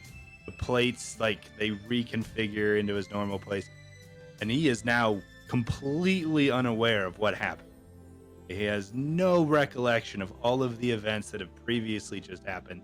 He's just kind of blinking and looking at all of the like viscera and stuff just sitting around. He still hasn't realized that people are like paying attention to what happened. He's like, "Oh, how was the coffee?" You stupid robot. Why did you get us into this? I remember seeing, for some reason, this woman had this shiny headband. For some reason, I wanted it. That is the last thing I remember. Byron, Problem. Yeah. can you make Cletus look better? Well, I could possibly. You see Byron's kind of like almost on one knee, but not on one knee. He doesn't look like he's in too good a shape. Maybe make yourself look better while you're at it. I'll do what I can. Cletus, come over here and I'll fill us with the light. I walk over to him. I'm gonna cast Cure Wounds on Cletus for my second spell slot, and they're used up. Hurry Okay. up, there's a man counting in the distance. So Cletus, you get 8 points. And then I'm going to use the last of my 5 lay on hands. I've used 5 for the guard. At second level, I got 5 more. I'm going to use 5 points for myself. So I've used all my lay on hands and both of my heals. Okay. While they're doing that, Vale kind of slips into the alley. All right. So basically, I'm gonna put a hand on my chest, my right hand on my chest, and my left hand on Cletus' shoulder, and we're just gonna get this huge light surge. He's gonna fill me with his goodness. Mm-hmm. I Take try to some do it of the without any of light. them seeing me. And while this is happening, P1 is just wandering over to one of the corpses. Still unaware of what happened. It looks like a dead person.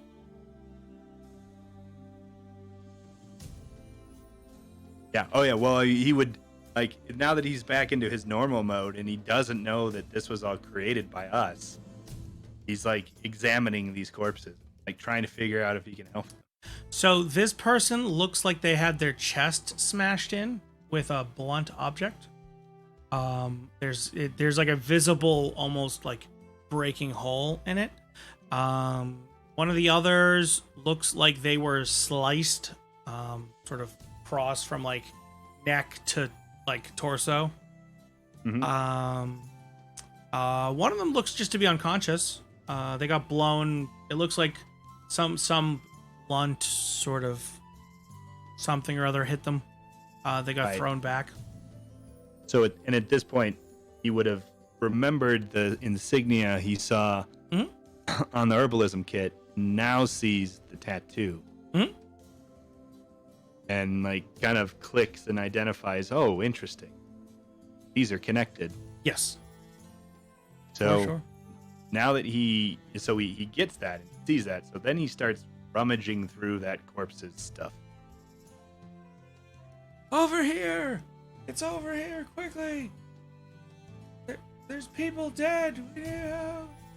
You hear the hustle and bustle. Sorry, what was that, B1? What were you doing? I was just rustling through his stuff. Okay. Now that I've noticed that it's there, I was like, what else does he have? Go ahead and do investigation for me as you sort of quickly pat him down and look through his stuff and see. Okay. You find a coin purse with some amount of currency. You don't know how much. And a scroll.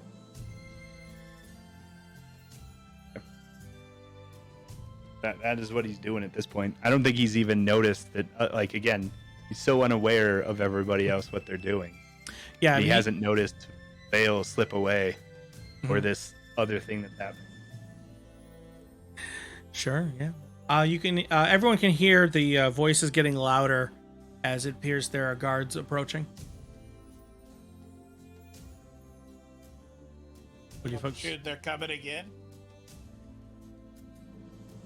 We should get away from here, guys.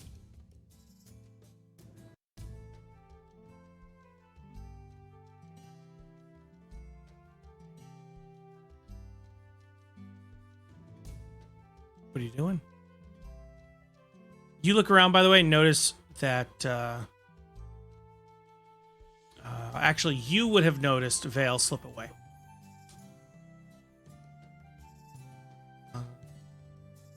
Byron does not, and B1, you also do not notice Vale slip away. So yes. What are you doing? The Veil just walks away. I He's slipped into an alley yes, you saw him sneak into an alley, ducking out of sight. while Byron was like healing y'all and making y'all healed. I slipped into the alley. Okay, cool. Hale and healthy. I think I'm not gonna slip, obviously, because I'm not of any capable slipping abilities, but I'm definitely gonna head the direction that Vale went. I'm just gonna start heading that way. Sure, yeah. You can do that. All right. What Byron, B1, what are you folks doing? I'm still examining. I mean, I now have this coin purse, and I don't know what that is. I have what feels like paper, and I don't know what that is either. So I start to completely unaware of everything that's going on. Have no idea that we did this. I start opening the scroll, try to figure out what it is. Byron's just after he's used all what he could to make sure everyone's got a little light loving. Mm-hmm. He's just looking over kind of the couple of guys that he has spread his light to, just to make sure that they're they're good, that they're healthy, they're moving around, that they seem normal, nothing abnormal. Yeah, no, they seemed like it seems like the light that filled them kind of actually like the burns are visibly reduced. He just healed yeah. Cletus and B1, or right? Earlier he all did B1. All three of us, yeah. Yeah. Okay. Oh, how much was it? 6? Okay. 6. Yeah. And then after he kind of like looks over the two of them, makes sure that they're good. He's kind of pretty beat up himself, so he's gonna kind of take a deep sigh and just kind of lean and rest on the large his sword for a second, catch his breath. You can heal yourself, Cletus, for 6. Give Yeah, yourself 6 Cletus. more HP. Well, I did it earlier. I gave Cletus 8 earlier, and then to I to see the invocation. take Okay. B1 out of his stasis, I also gave him healing earlier. So Yeah. I didn't do any healing. You didn't do it a now. second time. Sorry. Yeah. No, it was just the one time. Got it. Mhm. All right. So, Byron, you're sort of resting there, kind of like, catching your breath. B1, you're sort of poking around, looking at the scroll. Scroll appears to be, it's got like runes and stuff on it. Yeah. It's So what it? Yeah. Okay. yeah, it's interesting. Would I know what it is, or through Arcana or anything, or okay? You could certainly roll Arcana, and as you do that, and you're like, cogitating, processing, you think you know. This is actually a spell scroll. Really? Yes. It actually is a scroll of burning hands. Interesting. I think. Okay. And as you're sort of like, analyzing the runes, like scroll. Burning hands. The guards rush over. What happened here?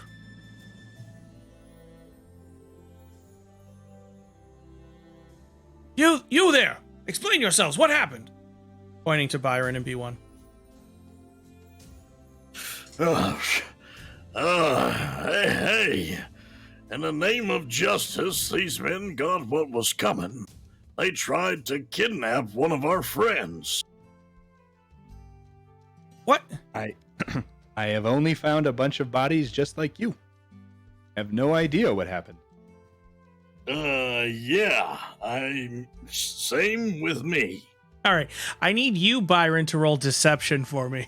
B1, you don't have to. Remember, I don't remember anything. Right, you're fine. Did you say I got 8 or 6? 8. Okay. Oh, of course they roll shitty for this one. Oh, right. Why are these men dressed as guards?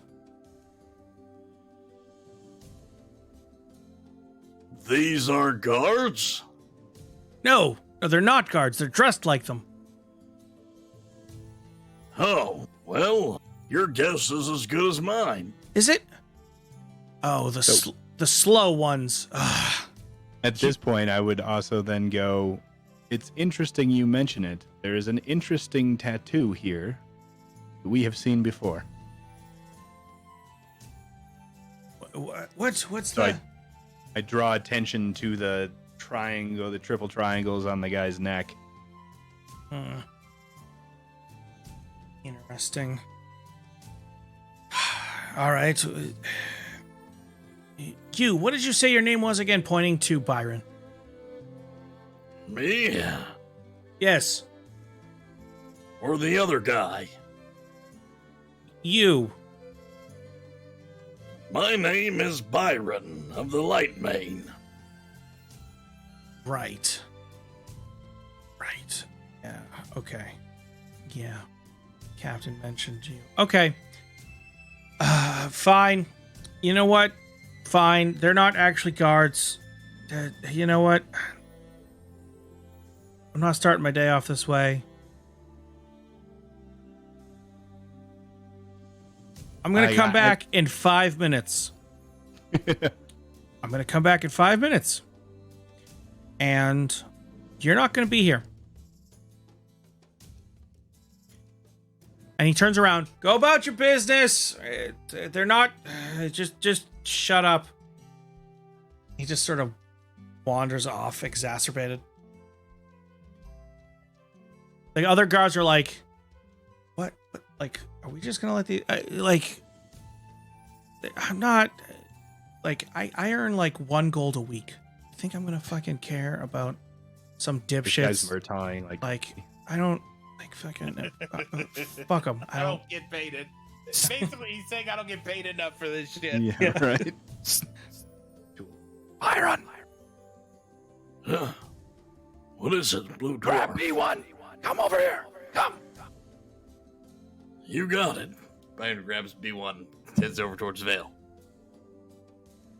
You're now in charge of B1, Byron. What are you talking about? You're now the green dwarf in charge of B1. The Green Dwarf is my best friend. I could never replace him. He's irreplaceable. One of a kind. Of course he is. But you will look after his merchandise while he's gone. What's his merchandise? What is B1. merchandise?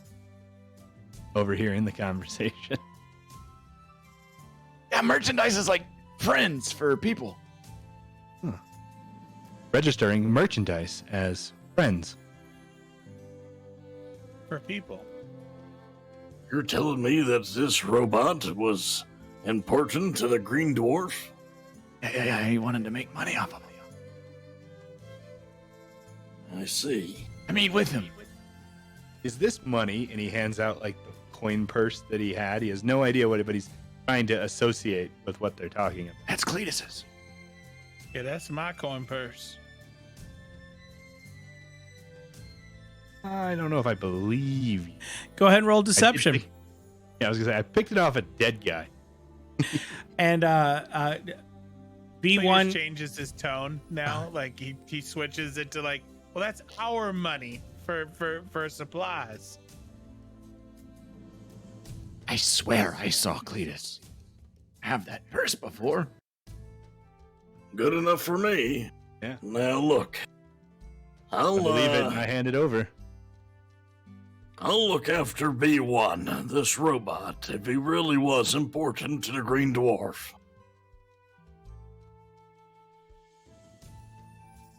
Listen, whatever's going on, whatever was on his neck, that symbol's got something to do with it.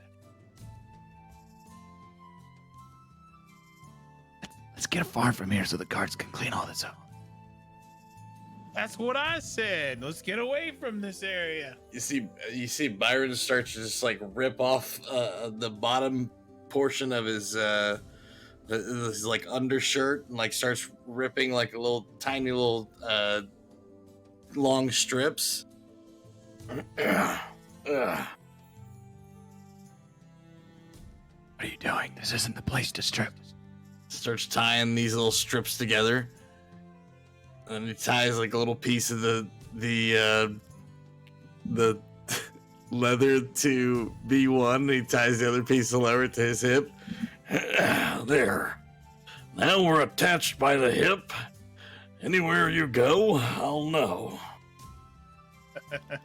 He's like B1 is still unaware of the situation. Is just like looking around, doesn't even notice you tie it. So okay. It's a very flimsy, like poorly put together and tied leather strips. Child bungee cord. Yeah, that could snap at any moment. He's just like, yeah, you're my baby now. You look like a toddler. Yeah, all right. Why don't we make our way across town to that area we were talking about where I can sell some things? And Let's do that. maybe I'll have some contacts that'll tell us about this. We can also head to the tavern afterwards if you'd like to maybe look for a place to hang out and relax for a bit. I think that'd be a good idea. Get some rest. Maybe we rest, and then we go where I said. Yeah, why don't we head over to the tavern? There's some rooms for rent in the back. I could probably talk the other people there into letting you guys stay for free for the night. All right. So you folks heading to the tavern? Yep, time for the tavern. So I haven't noticed as they try to walk away that like leather cord thing. Pulls you. Well, tightens, but it doesn't move. I don't move. I'm like 600 pounds. So all it does is like yank him back. So actually, what Byron, you notice this. The leather cord snaps.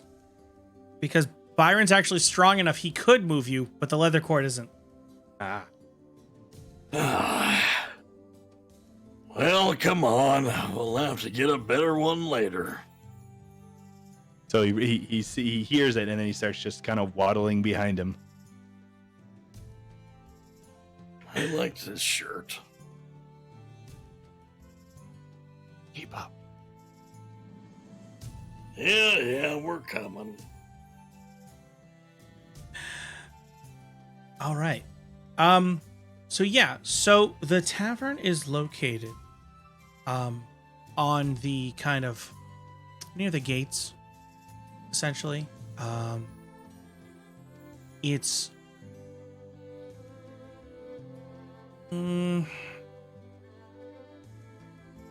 yeah, it's oh,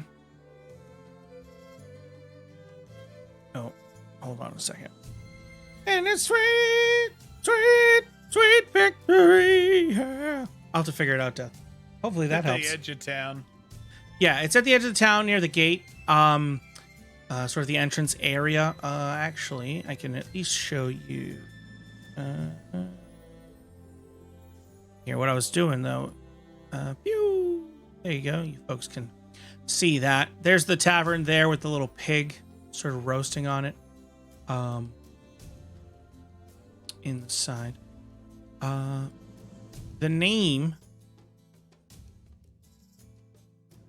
is the Screaming Morning Star. But most people just call it the Tavern. Most of us just call it the Morning Star. The Star, the Morning Star. Yep. What was the name of the city we're in? Archstone. Okay. Mm-hmm. Indeed. On the western coast of Lodez. Near the Common Lands and the Gravenwood. Actually, I will... let's see. Did I... I will actually give you folks... just to make sure everybody has it. Let me see if I can do this. This isn't a bad time just to make sure. Let's see. There we go.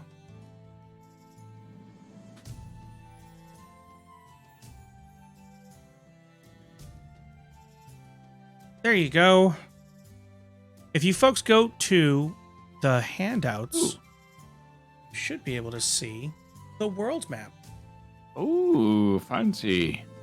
Oh, that's cool. Oh, very nice. That is the world. Can you show it to everybody? I will Or show. can we only see it? Okay. So I will share it here so that stream can see it. gonna grab a Whereabouts drink are while you- we in this? I'm gonna grab a drink while you do that. Yeah, no worries. So you folks are at did that version not have the name? I exported one with the names on it. That one might not have it. It has names. It just doesn't say the town. But Archstone should be on. I have a version with here. I'll export a new one real quick. Do that. What tool did you use for this, by the way? It's really cool. It is called Incarnate, technically. Yeah, that's the one I use. Okay, very cool. Yeah, it's we actually did it live on stream, and we'll continue to add more to it, of course. But yeah, okay, Very cool. Thank All right. All right. That said, let me re-upload the new version so you folks can see that. Here we go. Here we go. We're gonna. Can I edit? I can edit. Wonderful. Place here, here, and there, and there, and there. There you go. That should give you folks the. Yeah, there you go. So if you look next to the Gentle Sea is Archstone. For you folks on stream, so that way you can see it, because again, we want to make sure everybody can see it. It would be there. Let's see. So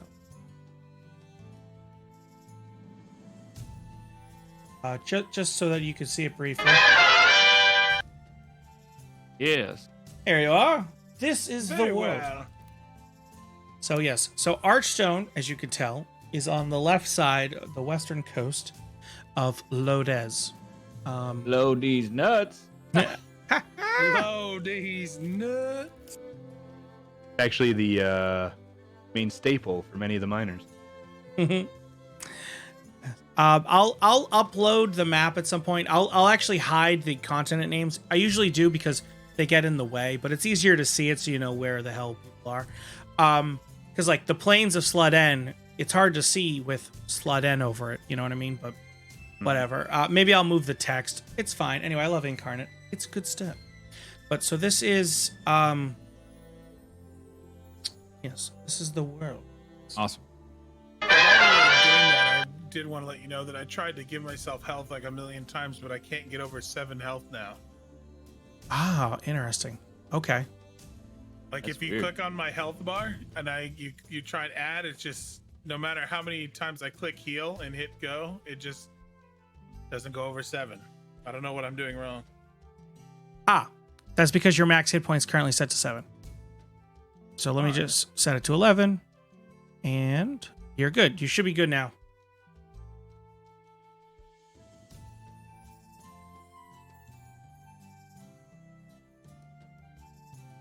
So first thing I'm going to do, kind of getting around the tavern, is I'm just going to begin to kind of look for any kind of thieves' cant around the initial entrance. Being the fact that I don't know a whole lot about this city, as my character wouldn't, I'm trying to find, I may know the general area that I would find people, but I'm kind of looking for any specific names or anything like that that I may be able to find for contacts.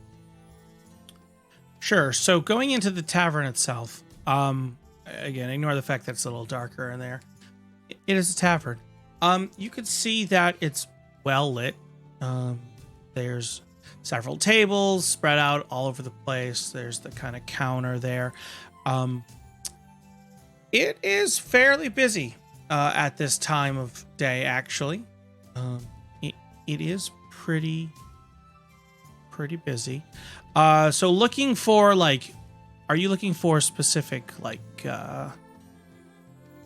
you said thieves, basically? Like I'm thieves looking camp? for specifically. I'm looking for contacts. One to kind of unload the merchandise, the silverware, and then also just contacts that might have some information that I can try to get out of. So I'm kind of looking for any sort of thieves' camp that markings or whatever that would specifically lead us to what we need to find, I guess, or people we could find.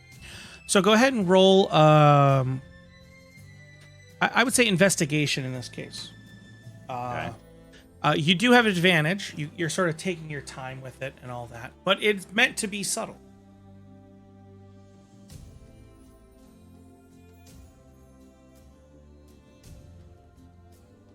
So while that's all happening, B1 still, he doesn't know why, but there was something about the headdress of the woman that he saw that he's being drawn to it and he doesn't know why. So he's going to kick off another detect magic to see if it's close by.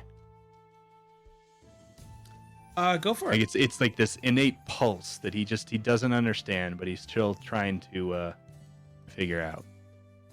Sure.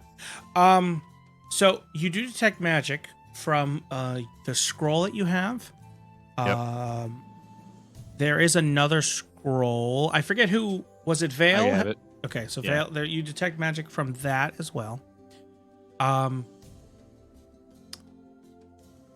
that is the immediate vicinity of magic that you detect. You're not really seeing anything else around you at the moment, but there's also not too many people, looking in the sort of tavern. You're not getting really hints of magic from anybody besides obviously your, fellow party members. Okay. Yeah, so this is just my eyes do that gold red, but that's it. No one I don't know if anyone even notices, but yeah, it's just that kind of pulse that I go through, and it's not nearby. I must find it. Sure, yeah. I rolled a 20. Perfect. So, there is kind of right by the door, almost where Gandalf would have put Bilbo's little dwarven mark. You remember that? Is a little symbol that you take to be a coded message, essentially saying, hey, you got some shit to sell? Come to Crazy Carries. Crazy carrots. Located in the slums of Archstone.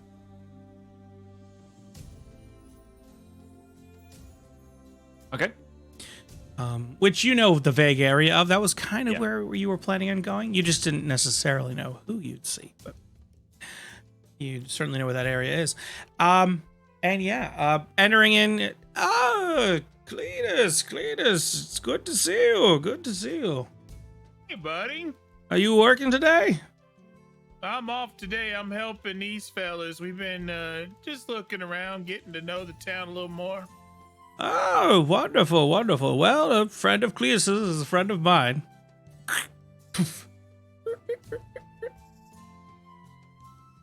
Now, can I help you with a meal, perhaps, or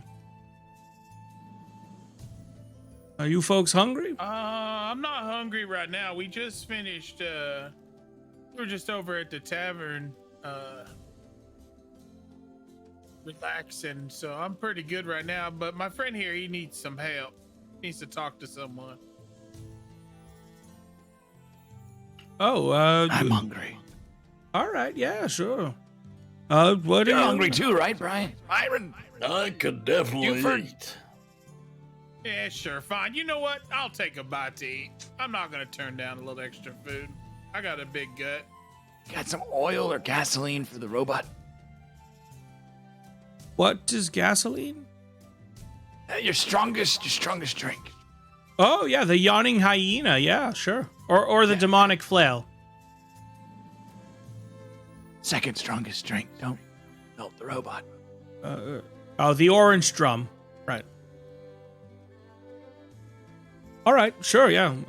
That's fine. We have that. What would you folks like to eat? We have a braised steak. We have frog. Do you have any lamb? Yes, we got it in today. Actually, fresh. Whatever Cletus recommends. I'll take some lamb and some fried plantains. All right, yeah. All right, yeah, we'll fry that up one moment. Deal with that. You know what, friends of Cletus, it's on the house. Here, 1 second. He goes back Wonderful. into the sort of kitchen area to prepare it. As the guy leaves, Vale kind of leans over the table, I guess, as we probably perch down kind of around a table to Cletus. Hey, you see anyone that you could talk to that looks familiar, that would know anything about that symbol, or would know anything about these two families and what's going on? Should I, well, I mean, I would say that out of the characters that I see in this room right now, I don't see anybody in particular that I know kind of fancies that kind of like getting info style lifestyle. But because it is still really early in the day, you might not come across a lot of the fellas that I know will do the job for you. Now, I know there are some fellas out there that will do this job for you. They'll go out and look for information, or could give you information, but it's a little early in the day for that to happen. I think a little bit later on we're gonna catch the night crowd, and there's some real characters in the night crowd, is what I'm trying to get at. All right. Whatever you think. I just want some real leads. She gave us 100 just to get prepared. Can you imagine how much gold she's willing to give us if we actually solve this? Be a lot of money. We'll be richer than we ever have been. You'll never have to work in a tavern unless you want to.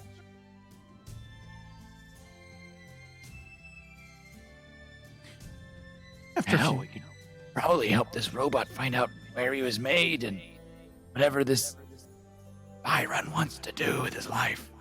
He can buy a god.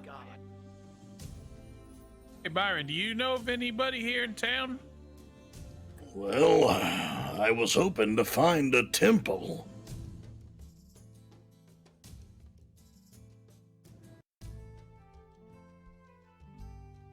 That's probably a good spot. I bet people at a temple have some information. I don't think I've ever been to the temple. What god do you even serve? While you guys are talking, I'm hearing noises in the kitchen, Mm-hmm. and I'm curious. So you watch Hang on. Don't you wander off again. Not here. Not this place. Blinking. Okay, I won't go too far. No, Byron, will you go with him? Sure, no problem. But about that food that's on the way. Yeah. Well, I'll tell him you'll be right back. Okay, but I know I just don't exactly want- how much I should get. I I'll don't be want him watching. wandering off because I don't know what could happen, and this is a place of business for me. I don't want to have any ruffians. I'll have make to deal sure with. there's no Right. funny business. While they're talking, I'm slowly going into the kitchen. I'll make sure there's no funny business with the metal one. You make sure there's no funny business with the food, CletusDwarf. I will. Cletus, do you have any charcoal? Byron sets off after Charcoal? B1. Vale kind of ignores like them kind of going off and doing their own thing, and he's the thought of his own thing. Yeah, charcoal. You got any charcoal? I'll look in my bag. Surely you got some charcoal somewhere in this tavern, right? I don't have any on me per se, but would you like me to go check in the cooking furnace? Yeah. I'll go ahead and get up and head towards the kitchen now. So, in the kitchen already are B1 and Byron. Both of you see the tavern keeper, who you never got the name of, preparing away the meal. Looks like they're cooking. Appears to be Name's Lance. Lance. Cooking away at the stove and preparing all sorts of vegetables and lamb as you had requested, and seems to be doing a fine job of it actually. I would at this point like mimic. Like I'm watching Lance do these things, and as when we expect, like, so when he chops down, I kind of like move my hand down. When he moves things to the right, I move. I'm mimicking what he's doing, just out of pure curiosity. Oh, can I help you, gentlemen? Just stop and point at him. Yes. I'm gonna come through the door. Hey, yeah. Sorry, these are my friends. Yes, I remember. Yes. While Cletus is talking, Byron slowly, like confusingly, starts putting his arms up like B1 was doing. Like B1 knows something that Byron doesn't, or something. Of course he does. So now both B1 and Byron have their arms up, pointing at Lance. Lance is just like, what? Okay. Cletus, are your friends all right? Yeah, they're a peculiar bunch. I'll be honest. We're just here in town looking. We're going around looking for some info, and they just happen. You know, the robot fella here. He likes to look around and peek at stuff, and he just doesn't understand so much. He's learning, I guess you'd say. So you have no worries. There's no worries. Okay. Do you have any charcoal I can borrow from the furnace? I know this is weird on my day off. Like, can I just grab like a little piece of charcoal or something from you? Yeah. I mean, yeah. Just go I ahead. won't take much. I'm just gonna grab one out of the furnace that's not being used right now. Okay. Yeah, just go over there off of that cauldron. It's not lit right now, so. I'm gonna go ahead and grab a piece of like a rag. I'm gonna roll up a piece of charcoal in it. Mhm. And I'm gonna turn around and look at both the other guys, and I'm gonna be like, Byron, just keep him under control. Don't let him do anything crazy. Just let him explore. And but I hate saying this. I'll be right back. Don't worry. He's so nervous right now. Like, this is his boss. Like, Mhm. this is the guy he works for. This is his home. So leaving these two unattended is not good. In the name of justice, everything will be fine.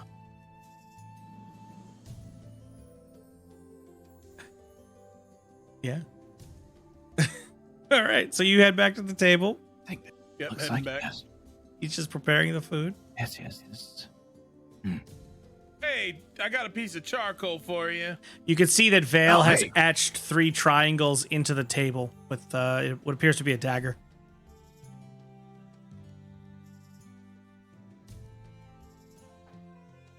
Thanks for the charcoal. What do you need charcoal for, may I ask? And as Cletus kind of asked that, Vale reaches into his bag and pulls out that piece of paper, the loose leaf piece of paper he had. This was from his office. And then Lord Clubs. And he takes charcoal and kind of lightly goes over the piece of paper, trying to see if he can't uncover any words that may have been impressed into the piece of paper.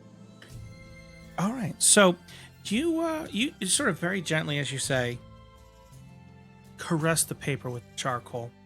And some of it's a little hard. There was a lot of words like written over time, right? Some of it's sort of, it's indecipherable. Some words do actually stick out to you.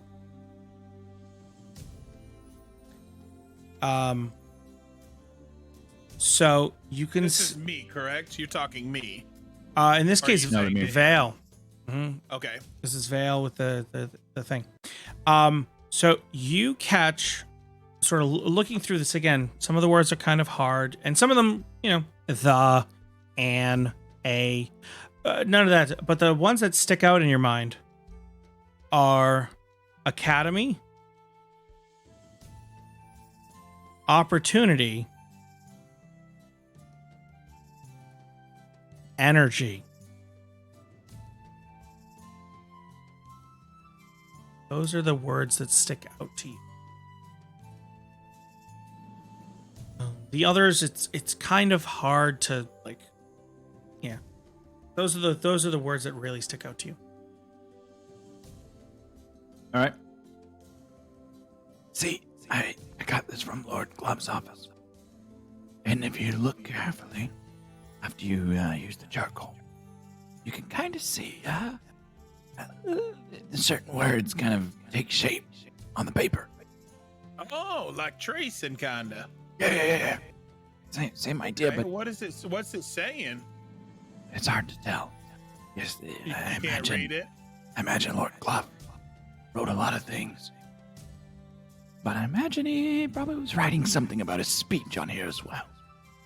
And I Well, we can already see... knew there was a speech, right? Yes, We yes. knew that. Of course, but I could see that the academy, opportunity, and energy are 3 words that stick out more than anything else. So they had to be written last. Outside of your basic words. Academy, opportunity, and what? Energy? Energy. So there's some sort of opportunity at an academy, potentially to do with energy, or he could have just been trying to stir everybody up to have the energy to seize the opportunity. I don't really know. Maybe he was trying Could to be a sell lot of things. coffee. Coffee gives you good energy, so maybe he was trying to sell coffee. You're really making me feel like this is nothing now. I felt like this might be something. There Listen, is this symbol I just carved into the table right here. Have you seen it? Okay. No, I've never seen it. Well, I think I might have once before, but it was not exactly like that. Well, It kind of resembles it a little bit. I did it the best I could to my memory. Oh, so you've seen it before? On that guy's neck. Where did you see it? Oh, yeah, the neck tattoo. There is one more word that pops out to you. Looking at this now, kind of giving it a bit of a breather as you're explaining to Cletus. The word is carmine. It doesn't appear to Can be I an... get that in minutes? No, I'm just kidding. Sorry. It's like a spelling bee. Oh, yeah. Yes. That would actually be funny. Can I get that in a sentence, please? Yes. As in carmine energy. Wait. Look at this. Look at this paper. Does that say carmine in front of the energy? Holy cow, it does. What's carmine energy?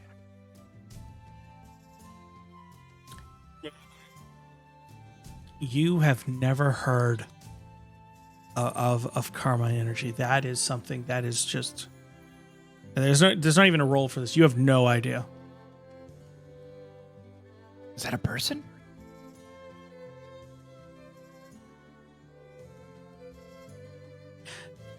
All right. Might be a place. Like, you know how sometimes you get like a company that like produces energy, maybe? Yeah. Maybe it's a place, like a place that he was working with closely. We need to find out what this symbol is and what academy that this opportunity is at.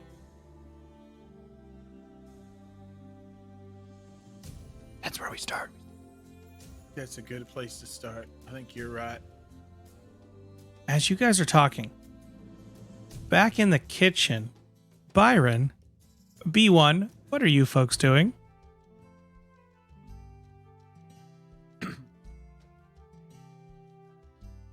I'm following your lead, B1. What are you doing? I don't know. What are you doing? They become the I'm Blue Man Group. I'm in at the this kitchen? point. Yeah. Well, I mean, I'm at this. I would assume that Lance is still cooking. Mhm. Well, I am still like imitating everything he's doing, and I'm sure it's causing like weird looks. And he keeps looking over his shoulder, and I'm just like absorbing essentially whatever he's doing. Yeah, you guys are kind of weirding me out, but that's fine. Yeah, cool. All right. Here, you know what? You can help me out. How about that? You put this water on the fire, and you, pointing to B1, go ahead and chop these vegetables. You know how to chop, right? I saw you doing the motion before. Yeah. So he kind of looks at Lance. He takes the vegetables, and the first cut is god awful, but the second one is better. The third one He is almost better like and cuts his better. middle finger. Yeah. Right?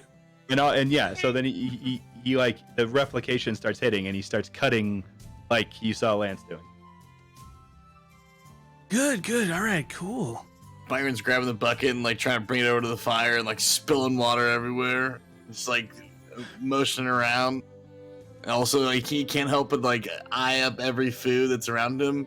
And he keeps asking, Oh, and what's that over there? I don't think I've tried that one. Here, excuse me here. Yeah. Oh yeah, we just had some traders come in recently, so we were able to get some fresh, fruits from relatively far away. Actually, it's quite exciting. It's a bit of a delicacy.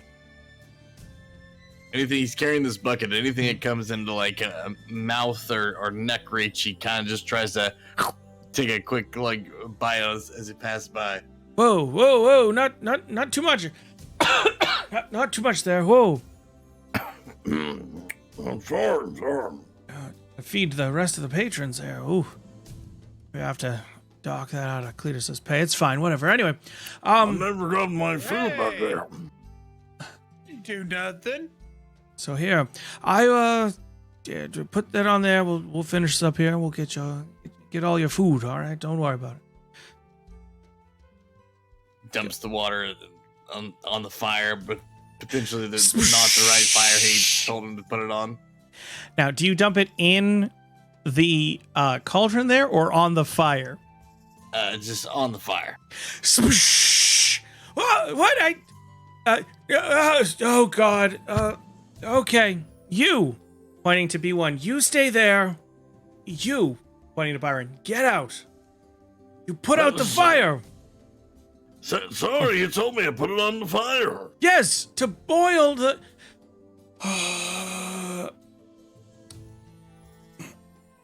Gets up, goes to. Oh, Cletus. Could you? Yes. Could you, if you're not too busy, take your large friend here, and just sit him somewhere and maybe distract him a bit. The Calcutroner can sit in here. That's fine. Hey, what's a Calcutroner? That thing, whatever. The Warbot. So as they're talking, like B1 kind of looks over, still chopping stuff, and just kind of like there's like a little. He makes like an excited beep, and then continues back to just chopping. Sure. It's like da-na-na-na-na. What I didn't do, I'll just point out, sort of out of thing, by the way, is I have that. I forgot to use it. Anyway, so Cletus, you know, I'll roll history actually for me.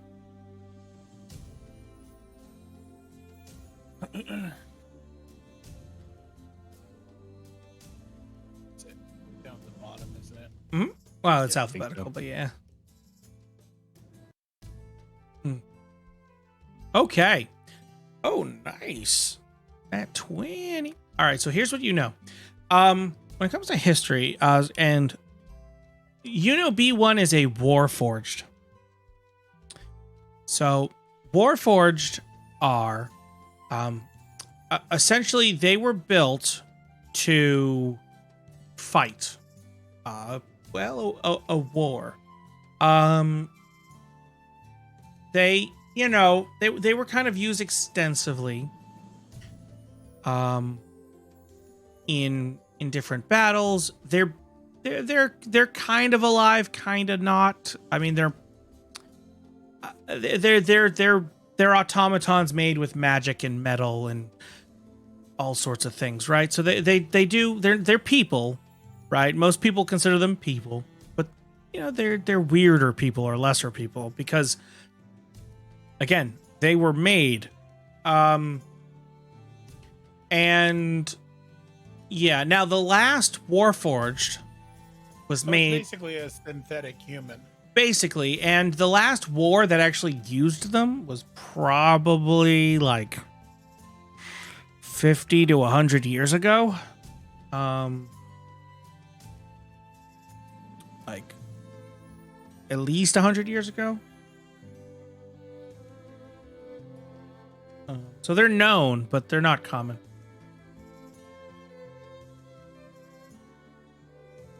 So he's just randomly like found his way into town, and he's kind of out of place. He definitely stands out, yeah. Oh yeah, yeah. When you guys asked how I found you guys the last time, I'm just reminding because we talked about it in the first episode. I literally said, "Well, I followed the group of people."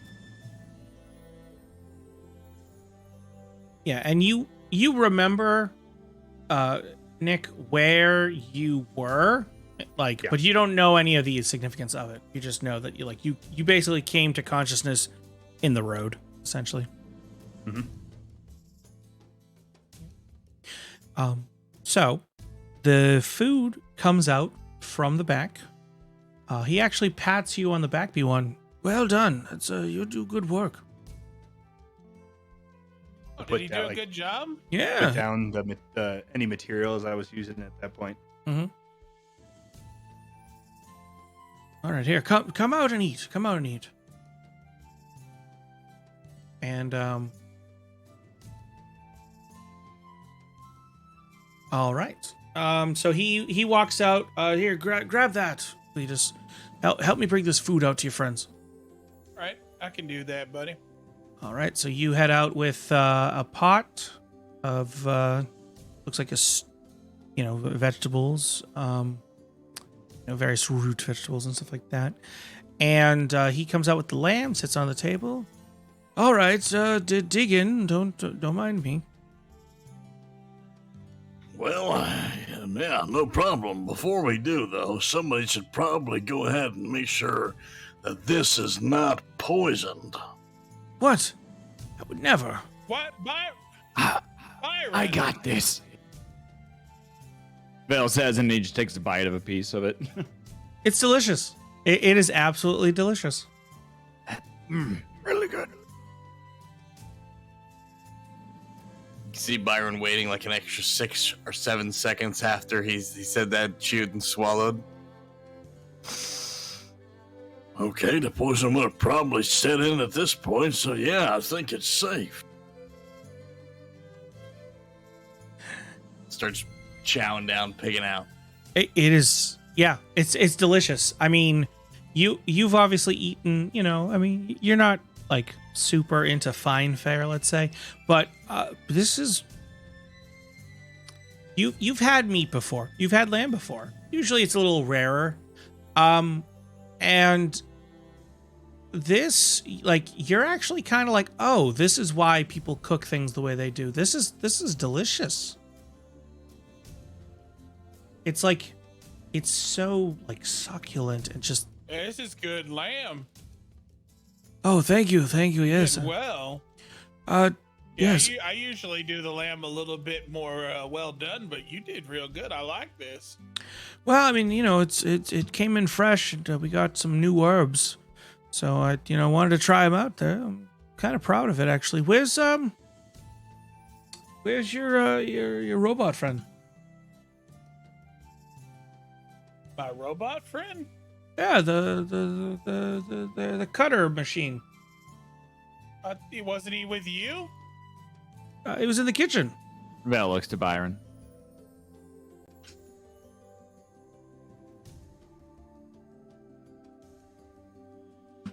Where's B1? Yeah, where's B1? He's right over. Uh-oh. And on that note, we're going to pause here.